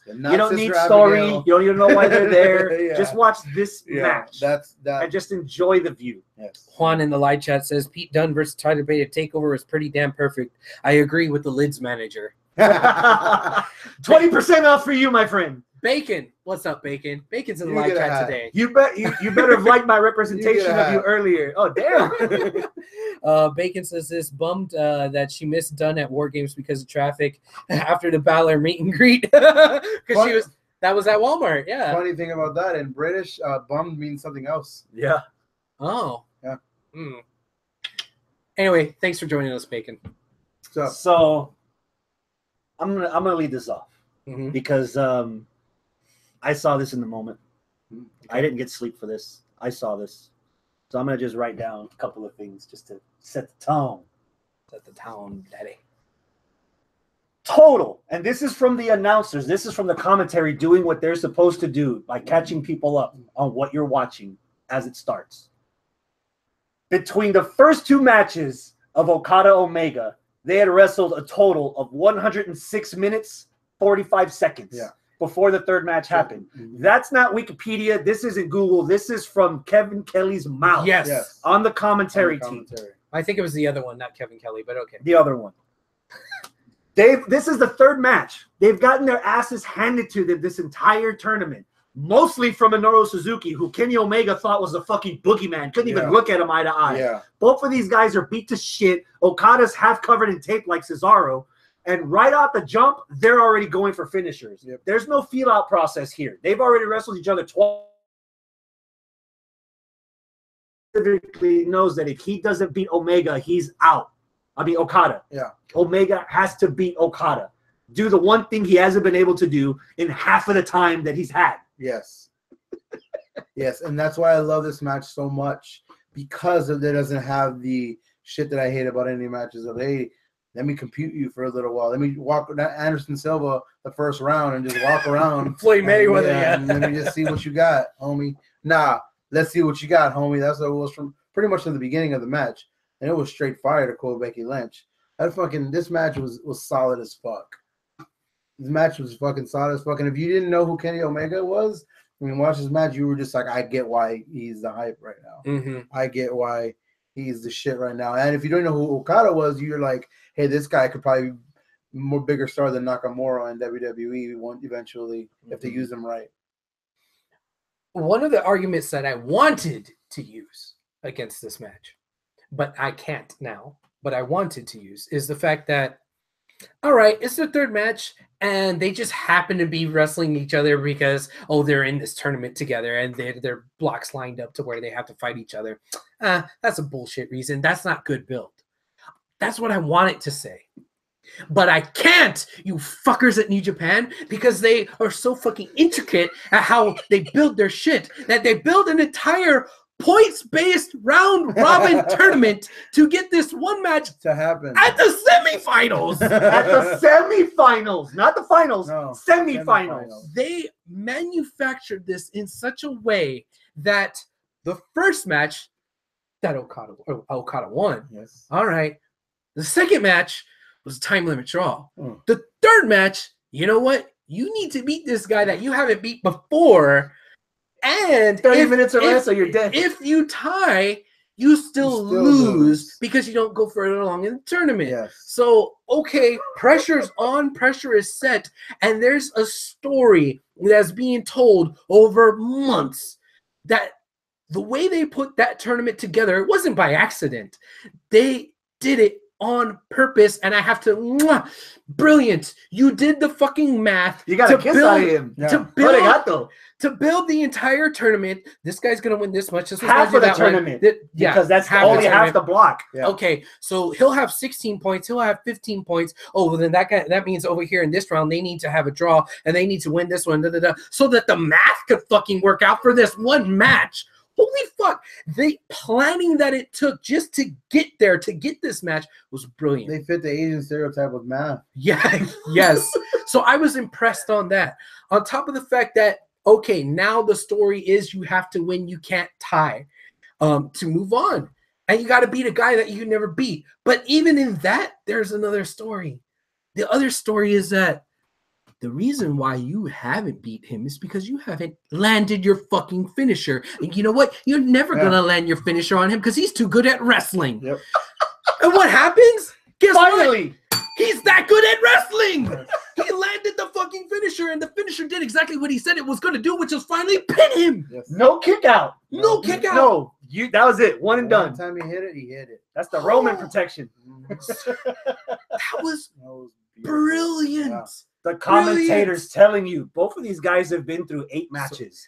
Both of these guys have wrestled for an hour for 120 both of these minutes. guys wrestled Suzuki, and Suzuki fucked both of them up real bad, like real bad. Yeah, he beat one and drew the other. Yeah, and Omega, knowing that, went after what the guy in the previous the chops on the back of Okada's neck, the sweat like flying off. Oh my god, dude. That was fucking good. And you didn't even have to watch that you need to have the before. Yeah. You got to have the after. Yeah. No. You got to have the way after. The announcers told you that. I had the before. I had the after. Hold You on. didn't need any Did of you that. hear what I just said? Yeah, Did you hear what I just said? I had the after. I had the after. What happened after? Well, after Kenny Omega went on through the finals. Oh, okay. Whether or not he lost, but you know what? He was still the United States champion. And you know what? He was Mr. Big Shit for the rest of the year, to the point to where fucking Chris Jericho said, you know what? I need to get in a match with this guy. Yeah. And the entire fucking year, Kenny Omega was the guy. And a part of it was because of this rivalry that he wound up winning. But he didn't even win the entire rivalry because it's 1-1-1. Yeah. One win each and a draw. Yeah. But it's still fucking amazing. So you protected both guys, but you put both guys over. Holy fuck! That's so you how had the do build. it. Yeah, WWE. you had the build. You had the match. You had the angles into the match. You had the psychology, and you had the after. And you had that You a cigarette? What do you think is number 1 on my list? New Day Usos Hell in a Cell. You told me earlier. Speaking of which, new tag champs inside Hell in a Cell. We'll give him a chance to breathe. They'll give me a chance to get a drink. I have the vapors. After that fucking description, fuck all these matches. Nah, Usos versus New Day, Arnold. The floor is yours. dude, this match was tight. It was fucking. This match was fun. It was hilarious for a lot of moments. Yes. It had a lot of goofy, dumb shit. The fact that one of the Usos got fucking literally tied into one of those like where it looks like those things where you put like like it's kind of carpety and the cats kind of play on. It looked like one of those deals. Okay. Like, yeah. Have you ever seen Ready to Rumble with Table Jackie for Chan? 3 segment here. Jackie Chan? He like fucking like start. He's like He wound up- yeah. He's doing Don't that spill. shit on it. Don't spill. That's fine. He won't spill. He's a good man. Hey, we got all of Arnold's aids on my fucking picture. Remember, I got myself that's checked. right. You're Clean as a whistle. So you can continue to use your whistle.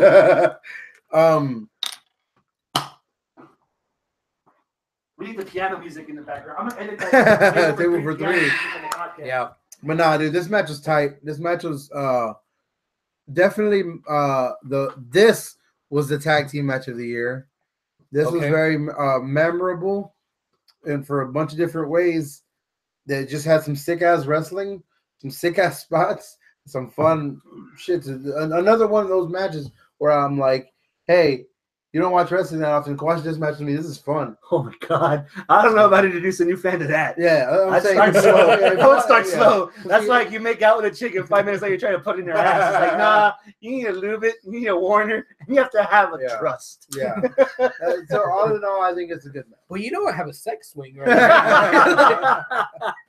What do you think, Abel? It glows in the dark. All right. What I loved about this match, and you kind of mentioned it, was that the New Day was still the New Day until they weren't the New Day anymore. Mm-hmm. You got your chuckles out, you had your laugh, you had your fun time. This shit got real. Even the beginning promo, Big E just went. Big E went off. He was like, "Oh, you know what? I'm gonna beat these motherfuckers." And like, okay, cool. Like that was kind of the tone for the entire match. It was like, we're gonna be ourselves. We're gonna bring the funny and the silly, but at the end of the day, we're very competent wrestlers, and we should not be trifled with. And you better watch they came out with the fucking kendo stick that had fucking unicorn fucking paint on it, and then the gong, and that was funny, and then 2 fucking trombones, and who were the champs then? Those Usos. New Day were the champs. Usos won. Yeah, and that was part of the promo. It's like, oh, the Usos say they got it unlocked, but we hold the keys, baby. Yeah. All right, cool, man. Can I just say one thing real quick? Yes.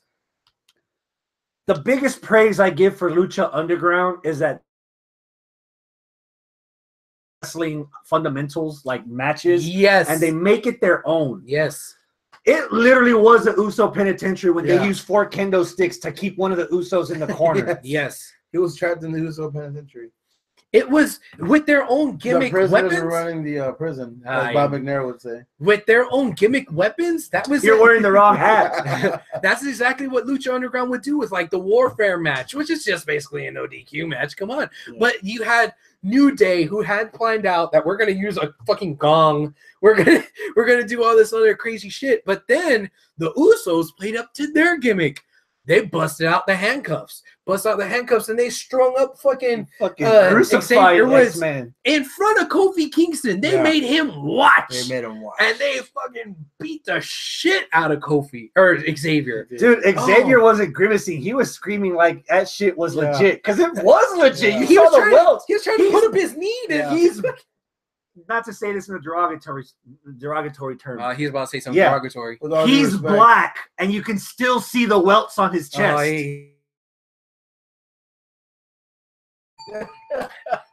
That was brutal, man. And the Yeah. fact that you got that change, albeit temporary, just for the match, out of the New Day, Yeah. it reminded me of Foley versus Edge at WrestleMania, Yeah. where Edge being cocky, full of himself, whatever, and then he came out fucking In a shaking, fucking Yeah. traumatized.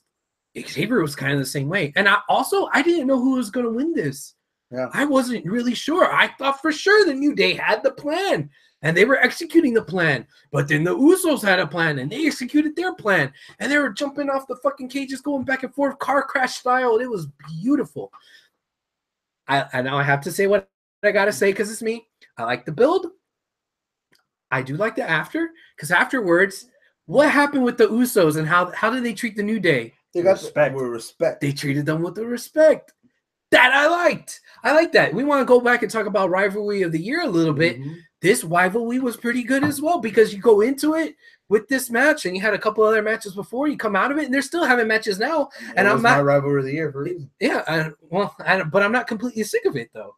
So I'm like, oh, okay, cool. But the fact that after this match, all of a sudden there was a mutual respect on both sides. I like that the match affected their characters and the way they faced each other. So yeah. What do you guys say, Chris? That's it. Yeah.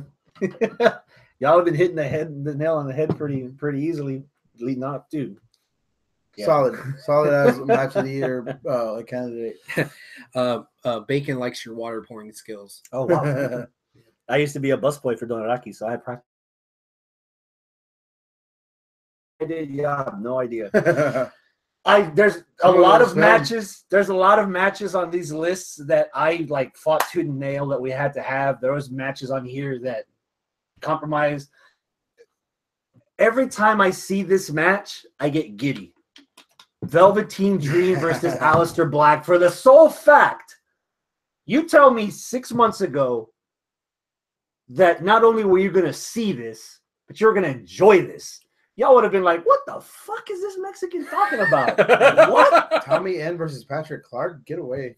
From the very first promo, Aleister Black speaking for the first time, and he couldn't even have his moment because Velveteen Dream walked out. Before Velveteen Dream even spoke, huh? Got me, bitch. Mm-hmm. And it did not fail. The build to this match did not fail. The match itself did not fail. Velveteen cranked himself up to 11. So what did Aleister Black do? He tried mirroring Velveteen. You watch that match, there's a lot of Aleister being pomp and circumstance that you don't see Aleister Black doing. Right. Aleister Black debuted in his matches. He's got his hand behind his back, and he's waiting for the first fuck up he gonna do before he fucking kills you. Yep. No, Aleister Black was starting to take pages out of Velveteen Dream's book because he was sick of Velveteen Dream taking pages out of Aleister Black's book. Almost mocking him. Yes. But it wasn't. Because the after. Enjoy infamy. Velveteen Dream. Dude. I hesitated to say that Pete Dunne versus Tyler Bate was perfection. That was the closest thing to it. This is right beside it.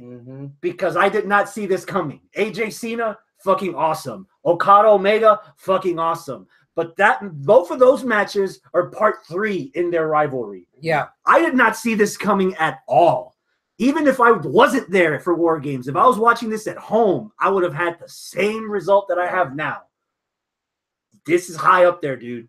Because this was like the dark horse, literally and figuratively. They played each other's characters so well that in a crowd that's the heel was getting as much face reaction as the face. Because both actors played their episode so well that you just had to give them both the standing O when it was over with. And they didn't even wait till it was over. They were giving it to them now. That y'all take it from there. All right. Do you want me to go next? Go next. Okay, go for it. I've yet to watch this match on TV. I was there. I can finally say I was at one of these fucking things. And every time we talk, we're like, "Oh, I was there. This. I was there. This." I had been to a Raw in July of 2014, and I had been to a not even SmackDown Live yet post WrestleMania last year. And Night of Champions. Those are my 3 big things that I've been to. I got to see things last match. But taking my wife also, who isn't an NXT person. She shits all over it, talking about it's minor leagues and whatnot. She was fucking. She bought in halfway through the match. She was like, yeah, dude. The crowd made this match that much better because it was like a Bizarro World type deal where they were fucking chanting Velveteen. Yeah, like, say his name. Yeah. Say his name. I was saying it too, dude. It was fucking awesome. It was classic golden era, not golden era, whatever, the 90s WWF style. New generation. Yeah, new generation booking as far as that's because everyone kept comparing it. Undertaker versus Goldust. That's what it reminded you of. Okay. It reminded you of Undertaker versus Goldust. That's been my rookie of the year, quote unquote. Ooh, we didn't come up with the rookie of the year. Yeah, well, that's mine. Okay. And he was just fucking bringing it. And Velveteen with his Rick Rude pants with Alistair's face on him. Yeah. And then across the PP it said, "Say my name." Yes. Dude, this match was fucking go to the point where that happened in November. We've still not seen Velveteen since. We've seen Aleister Black being a #1 contender for the NXT title match. We've yet to see Velveteen because I think, could be wrong because of whatever taping spoilers, but I think he's ready for like a Rumble. You spot. think Aleister Black's ready? At least a Rumble spot. Velveteen. Velveteen. Velveteen. At least a Rumble spot. Okay. Go for it. This is the third match out of the 3 matches that I said that I was disappointed with because of the after. The build, it was short. It was 3-4 weeks, but man, it was good. That build was great. The match itself is a little bit different from all the other matches that are on this list. It's not, oh my God, wrestle heavy. They pulled out some really badass move that I didn't expect. The wrestling was pretty much just like stuff we've seen out of both of them before, even in their short careers. And things that weren't like, oh my God, innovative. Oh, I can't believe they did that kind of thing. But what made the match itself good was the fact that there was so much psychology that pertained to the story that was just told in just a few weeks. So it's a nice little nugget of story. And I like that. The say his name part, the fact that like a big part of the match that got everybody to pop wasn't offense, wasn't defense, wasn't counters, wasn't jumping around. It was posing. One dude sitting, the other guy trying to gyrate his hips, trying to get him to look at my dick. Look at my dick. And I'm not looking at your dick. Yeah, come on here, look at my dick. I'm not looking at your dick. Then, I'm going to sit down just like you. And like, okay, you're going to sit like me. I'm going to be gay like you. And like, whoa. Hey, man. Flamboyant? Yeah. Okay, I'm going to be flamboyant. Flaming. Okay.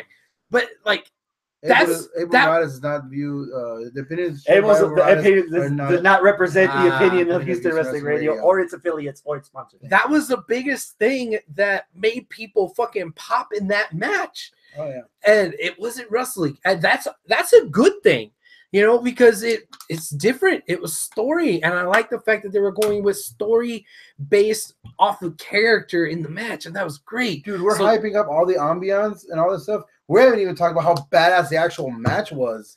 The match was badass. Good. Yeah, his Velveteen's fucking rolling Death Valley driver thing. That was great. Yeah, I thought, man, fuck yeah, that was some New Japan style fucking setting on that one too.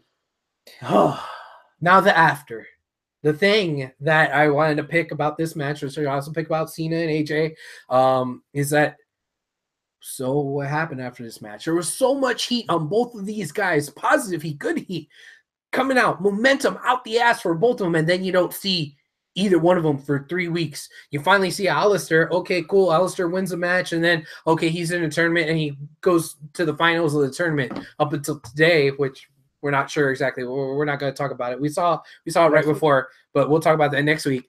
But where the hell's Velveteen been? Nicole just mentioned in the live chat, he got hurt, didn't he? Yeah, I think Dream got hurt, or they're selling an injury or something. They had, even if he did get hurt, you didn't at least put a camera on him somewhere or said, hey, you know what? He suffered an injury. He's living in infamy. You didn't have Alistair follow up on it, even a follow-up interview saying, yeah, I took care of the Dream, but I acknowledge him or whatever. He was a good foe or some shit like that. No, nothing. It's like the match happened. Boom, let's forget about it. Let's move on. That's a one-night stand. Yeah, well, I think you're comparing it to a one-night stand. I think you're taking away the fact that Alistair actually finally said his name. That was the end. Oh, he did, and that was great. That's the like end of the wanting story. another end. That's the end of the story. Yeah. Okay. You're waiting for a sequel. Yeah. Okay. Or a post-credit scene. Marvel movie. Yeah. Mm. All right, ladies. Give me your number 7. Arnold. Let's get right into this. Naito Tanahashi, man. That's a fighting 7 because I don't think it was worthy of that. Wow. So that's 1 point for Tanahashi versus Naito. How about you? My number 7 was AOP versus Revival versus DIY. Oh. Okay. So that's 1 point. Yep. For them. What was your number 7, sir? I'll follow you. Triple threat tag match. Yeah, the triple threat tag match was my number 7. Again, these are all diamonds, but some of them got flaws, and eventually you'll want to propose with the flawless diamond. Yeah. So that's how this list comes. If you could afford them. Yes. Yeah. All right. You sell enough blood. How about your number 6, Abel? Bate versus Dunn. Whoa! I can't believe that it fell that far either. But that big nit to pick, that what happened after? Like I said, there's no, wrong opinions. There's dumb opinions. Can I piss on a lot further then? Okay. My number 6 is actually the New Day against the Usos. Yeah. What? Same.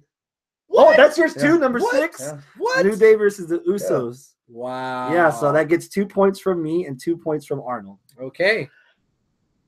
Speaking of which, Arnold, what's your number 5? I just flipped them right now. DIY Revival and AOP. Okay, so that gets 3 points. So already in 7th place is DIY Revival AOP with 5 points. That's the lowest. That dip it took was just not recoverable. What about you? What's your number? My number 5, Black versus Velveteen Dream. Whoa. So that's 3 points for Black versus Velveteen. You see what number 5 and number 6 have in common on my list. Hold on. All right. So my number 5 is actually Tanahashi versus Naito. I'm the Japanese guy, and I'm the one voting the least out of Tanahashi and Naito. Okay. So that's 3 for Tanahashi Naito. All right. How about your 4th? Me? Yeah. Tanahashi Naito. Yeah. What's your 4th? Tanahashi Naito? Tanahashi Naito. You had that overall. So so that's 4 points for Tanahashi Naito. The only 4 is getting. So so that's 6th place is Tanahashi Naito with 8 points. So far. Yeah. This guy with his quick math over here. Yeah. How about you, Arnold? 4th? Mm-hmm. Black versus Black. Black versus Velveteen. Black versus Black. That black on black violence. Yeah, black on black violence. All right. So that gets 4 points for you. My number 4 is actually, oh, y'all gonna kill me. Cena versus Styles. Okay. Okay. Gets 4 points for I'm me. not killing you for that one. That's the first points that this match is getting. Wow. 4 points already. Wow. So your third, Arnold. Cena versus Styles. So that gets 5 points. Arnold's got Cena versus Styles as his number 3. What about you, Abel? What's your number 3? Cena versus Styles. Okay. Wow. Wow. I think I see where this is going. Yeah. 14 points for Cena versus Styles. All right. What was your number 3? Hold on. My number 3, Aleister Black versus Velveteen Dream. Damn. Wow. Okay. Okay. Yeah. Black versus Dream. So that's 5 points. That's 12. All right, guys. Abel, what's your number 2? My number 2. New Day versus Usos. Hell in a Cell. Jesus What? Christ. What? What? Oh, man. Yep. New Day versus Oh, Usos. That no. gets 6 points. Wow. Okay. Arnold. What's your number 2? Omega versus Okada. Whoa. Yeah. So that's 6 points for Arnold for that. My number 2, Tyler Bate versus Pete Dunne from TakeOver. Okay. Yeah, that's Okay. gonna get 6 points out of me, which means your number 1 is Tyler Bate versus Pete Dunne. Perfect match. Any last words? Wow. It's perfect. Other last words. Okay. Okada Omega 2 would have been number 1 for me. Wow. Yeah. Okay. Okada Omega 2 is the best wrestling match I've ever seen. Wow. Well, The only nit In that fact, I even wrote 2 because I forgot. the only, and that goes back to my only argument is there's no definitive that a match like that. Yeah. There's no the winner. The third one has to be Yeah. over it because it actually there was that's that always finish. actually over. Yeah. That's like saying fucking the Clone Wars is the best movie of the original of the second trilogy, even though the ending is what matters most. So you give your last words for Omega versus Okada. Omega versus Okada, my number 1. I love the build. I love the intricacies to get to the match. I love the match itself. I love the kayfabe story of the neck injuries and the fact that you had to do it not in a draw. You had to win 30 minutes or less, and it was a crescendo of a story that lasted months on end. And even after the story was over, there was more ramifications throughout the year. This built his Kenny Omega's credibility even further because he got that one monkey off his back where he just could not beat Tanahashi, and he fucking beat And Okada's still Okada. champ. I'm sorry, And Okada's They still fucking beat- champ. and Okada's still champ. So they both came out better than they were before. 7th place, Revival DIY. What was your Authors of number Pain. 1? Oh, my number 1's Omega Okada. Okay. 7th place, Revival DIY Authors of Pain from TakeOver Orlando. All right. 6th place, That's bullshit. 6th place, Tanahashi versus Naito. There you go. 5th place, New Day versus the Usos. Bullshit. 4th place, the one night stand, Aleister Black against Velveteen Dream. That's solid for that. Yeah, that's all right, yeah. Little ones look good. 3rd place, From first to third. 3rd place, the defending champion, Cena versus Styles from the Royal Rumble. 2nd place, Tyler Bate versus Pete Dunne. Wow. 1st place, 1 point shy of perfection. Wow. Omega Okada 3 is our 2017 Houston Wrestling Radio Match of the Year. I ain't mad. I ain't mad either. I ain't mad about still being right. Anybody in the live chat still on? The point system screwed me. Well, I mean, Nah. I would have disagreed with you like hardcore if you would have. Yeah. So, I mean, you got to do it some way of the points because there's no way I would have agreed with you. Yeah. But No, anybody? no bullshit. I was like this between those two matches. Yeah. Between, Well, dude, it's like I said, it's fucking just fucking splitting hairs here because all these matches are good. nah, between those two and then the rest of them were down here to me. Okay. I'm talking about like they were all good, but these two were fucking like Mhm. great. And there was like, and I spent all day thinking it over. Thinking it over. With anybody else still here in the live chat, Ryan, I see that you're still here. Thank you. Throw out your opinions if you want in the live chat, but you also have in Facebook. What was that? Yeah. Oh, no, that's my phone. Oh, That's okay. Jarvis. So yeah, we've got a lot of responses on our Facebook page, and we're gonna run down through some of those. What is the people's vote as far as match of the year? It's scattered, dude. I would have to take notes separately. Yeah. So, what do you guys think? Ryan says I put my picks on Facebook. Okay. Good. Okay. You know, as far as what I think, I mean, the match that I said should be match of the year wound up being match of the year, and I'm very surprised. You made it pretty obvious during the discussion of the match that you had it like on lock. I'm surprised before watching all the matches of the year today. I all year had been wanting to downplay Omega versus Okada. Yeah. Since the very beginning, since Wrestle Kingdom, and you guys said we're putting the first match on there. I'm like, okay, you're gonna put two matches from Wrestle Kingdom on the match of the year. I don't know. Okay, whatever. And then when part 2 happened, really a 1 hour draw? You guys are gonna? I don't know. Then this third match, I didn't watch it until like later on in the year, and now I watched it here again today, and I'm like, fuck, man, these guys are right. This is the best match of the year. And Meltzer for giving it 7 fucking stars. I'm like, fuck Meltzer. I didn't want to echo them. And I was convinced that there was going to be something out of Lucha Underground. We didn't have anything under Lucha Underground on this list at all. Not a single one. I think maybe my arguing against AR Fox versus Dante kept it off of this list. Like, it could have been put on there, but you said it earlier about the Japanese guy where there was that match where like you could have like fight and then competition and then you're like, ugh. Yeah. And what was that match you were talking about?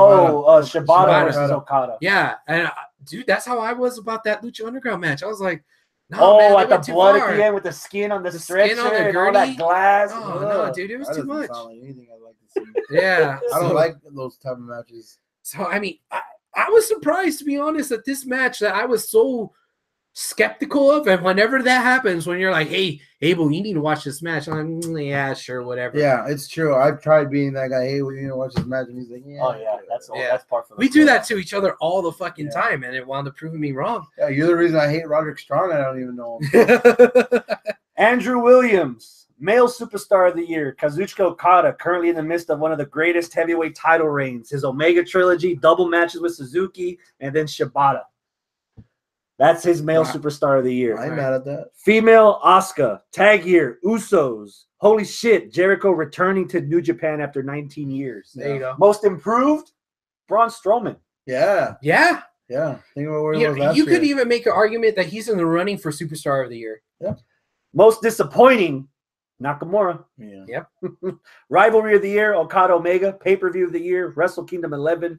Match of the year, agreeing with us, Okada Omega. But he actually picked part 2. So he's agreeing with you. He's agreeing with you. I'm thinking if you take out everything and you just watch two guys wrestle, 2 is untouchable by any match. Here's the other problem. It's too fucking long. For it to not have a finish, that's like when people say, oh, dude, Brett Shaw, WrestleMania 12, hour-long draw, they had to go overtime. Dude, that's like 30 minutes. And even then, they had to finish because it went into overtime. To quote Ric Flair talking to Jay Lethal, you don't know a thing about 60 minutes. You don't know nothing about an hour. Ryan Hiller, male super. What? Get out.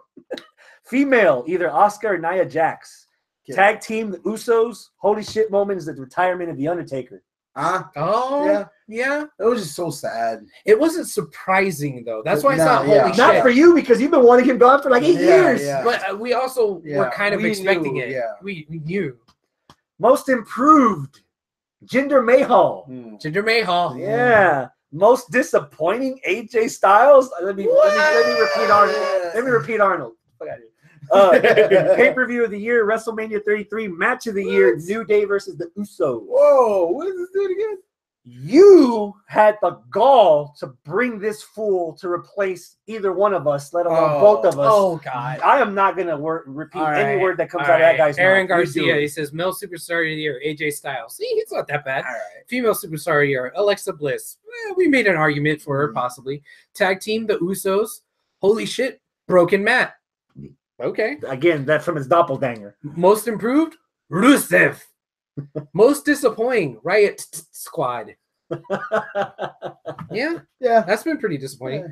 Rivalry of the year, Aleister Black versus Velveteen Dream. Short and sweet. Pay-per-view of the year, Velveteen versus Aleister.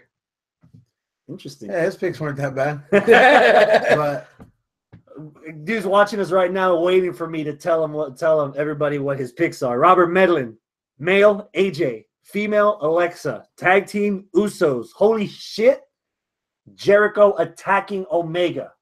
attacking Omega, not announcing that he's The attack recently, the tag tournament where he showed up at the end. Yeah, most improved. Most improved Braun. Disappointing. What do you guys think of Bailey as disappointing of the year? I agree. I agree, but I would put her in last year. I think she's disappointing since 2016. Wasn't that last year's? Or was this? This Is Your Life?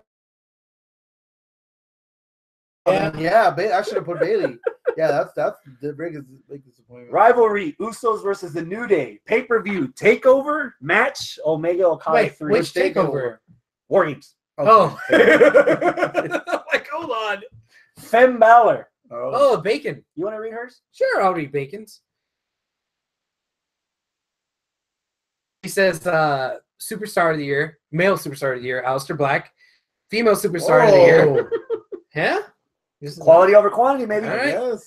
Nobody is ready for Asuka. Oh, yeah. Tag team, Young Bucks. Holy shit. Hardy's return. Most improved, I don't know.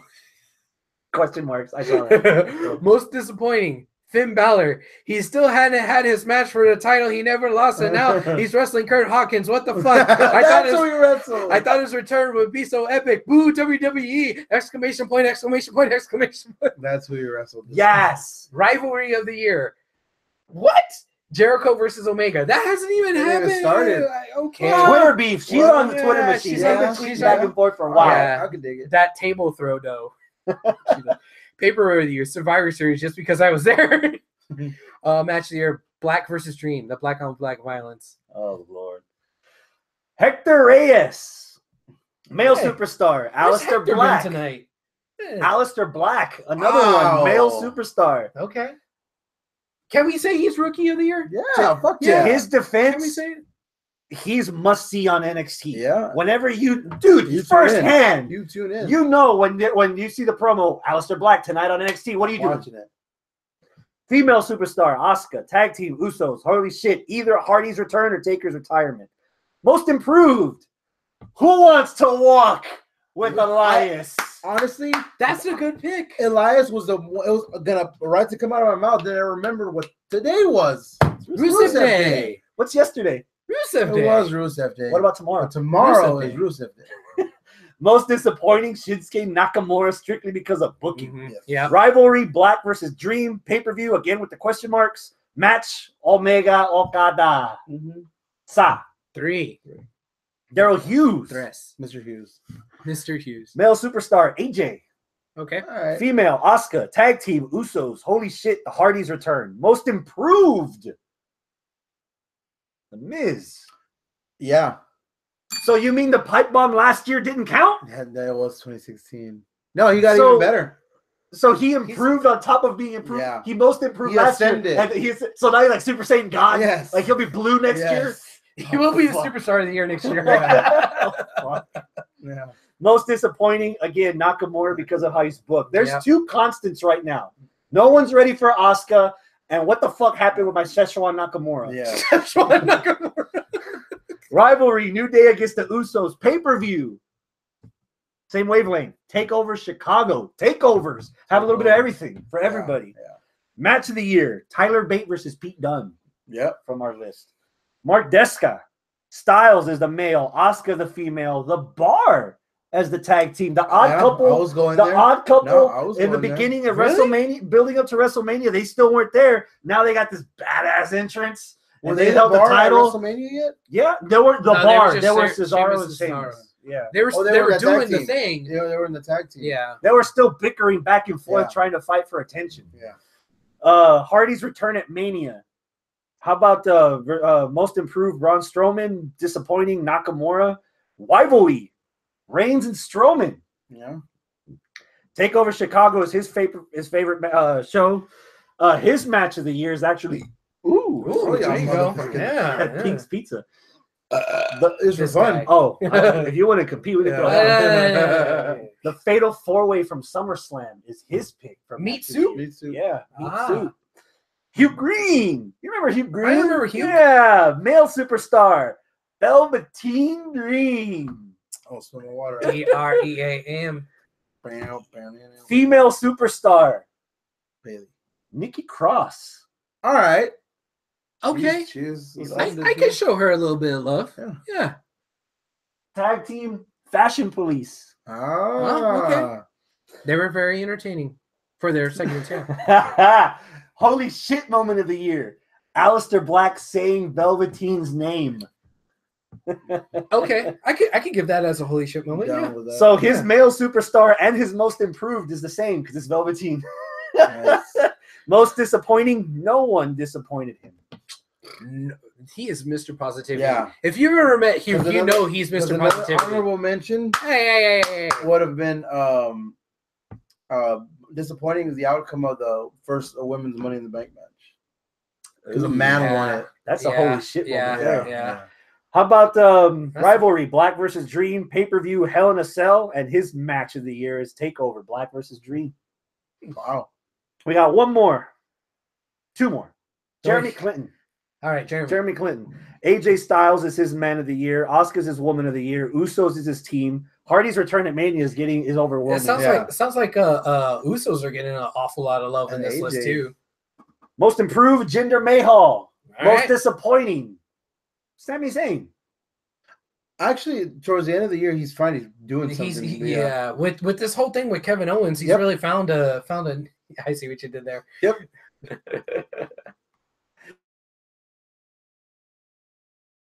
Hey, hold on. Can we throw a name out there for disappointing?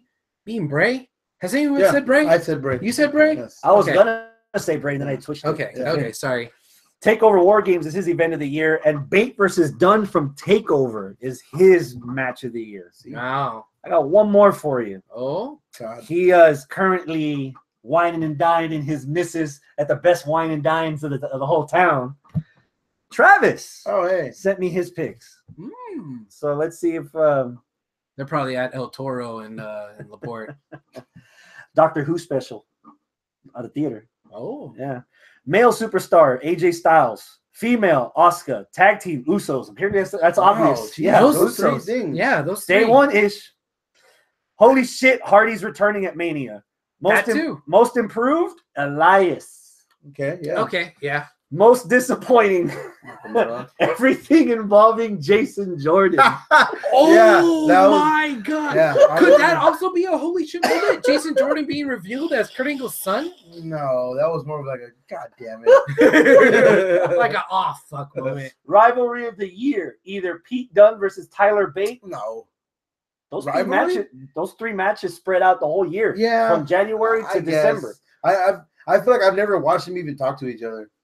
Just wrestle. Well, you didn't watch the UK tournament. The commentary puts over on the tournament that they've been having a rivalry for 4 or 5 years already. Yeah, that they had been friends They for a were long friends, time yeah. and all that. Yeah. Pay-per-view WrestleMania 33. Match of the year, Tyler Bate versus Pete Dunne from TakeOver. All right.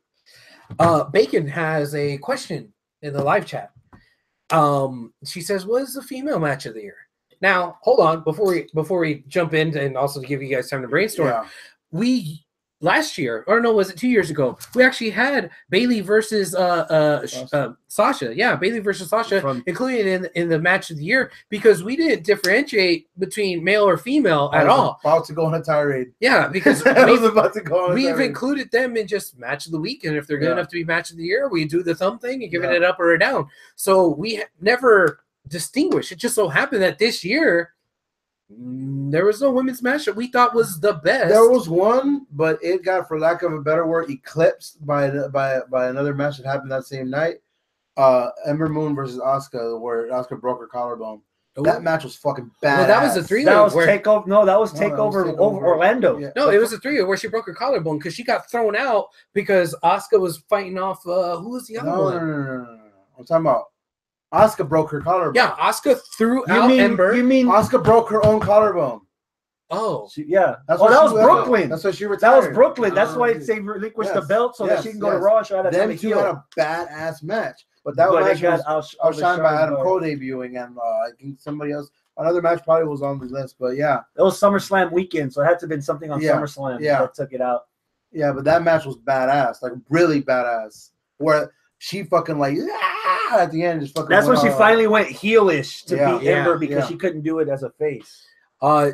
Bacon gives her own suggestion in the live chat, which is the NXT Takeover Houston women's match. That was. It was okay. Yeah, it was an hour. The biggest problem with that match was I kind of already had a premonition that Ember Moon was winning it. Yeah, they made it a little too obvious that Ember was winning it. I would have wanted Asuka out there. I would have wanted. It would have made more sense booking wise to have Peyton Royce win. Robert Bedlin says Taya versus Ivelisse. Ultima Lucha. Ooh. Yeah, that wasn't bad. Yeah. I mean, Ivelisse coming back after being gone since last fucking year. She didn't have that much ring rust that you could tell. She went in there and had a pretty badass match with Taya. Yeah. I would suggest the fatal four-way car crash from NXT TakeOver San Antonio, where it was Peyton Royce, Nikki Cross, Ember Moon, and Asuka. Yeah. And Peyton Royce was killed in that commentary table because of Nikki Cross. Yeah. At that point, even at that point, I was like, you know what? Asuka's ready for the main roster. Have her lose the belt without being pinned. Yeah. Go to the main roster. And then when that person that beat her gets to the main roster, they already have a storyline built in that you don't even need to like do anything ham-fisted, like pretend somebody's the other person's daughter. Mm-hmm. Just start the rivalry and go. Dude, another random pick for that was a good match of the year. The first match between Gargano and Cien Almas, that was a really, really good match. Mm-hmm. Yeah. Like, solid as fuck. So we're not talking about women anymore, apparently. So no. We checked out that. They didn't. It wasn't that good. But 2018 will be the year of the woman. I think the other thing that kind of blocked Mae Young my Classic vision. had a lot of them. Mae Young Classic did have a lot of them. The thing that blocked me out the most was WWE's overabundance of putting it out there. Hey, by the way, Women's Revolution. Oh, hey, by the way, Women's Tournament. Oh, hey, by the way, we're equals. This. Like, let the product speak for itself. Yeah. Just like us. That's why Sasha Bailey was so good. If I tell you, dude, you need to watch this shit. It's so fucking good. What are you gonna do? Not gonna watch. You're gonna criticize it. Yeah. You're gonna criticize it instead of just letting shit happen. And and just like the announcement for the Royal Rumble, instead of making it something organic, no, you're pretty much put the kibosh on a feud between the invading group of women and an entire roster by having the female boss show up and say, oh, none of this matters anymore because now I want to break history and I want it to be a big deal so that all of y'all can watch me break history by me being here in the ring, pausing a show to let you know, hey, what I'm saying is serious. You need to believe me. So no, that ham-fisting all that stuff. Another good example, Women's Money in the Bank. Oh man, that could have been something really great, but they're like, hey, we're gonna have the first ever Women's Money in the Bank. Okay, and by the way, we're gonna have Ellsworth win it for you. I hope that caused such an uproar that you guys did a Glow special for it here. That's true. Oh, Glow. We didn't give any.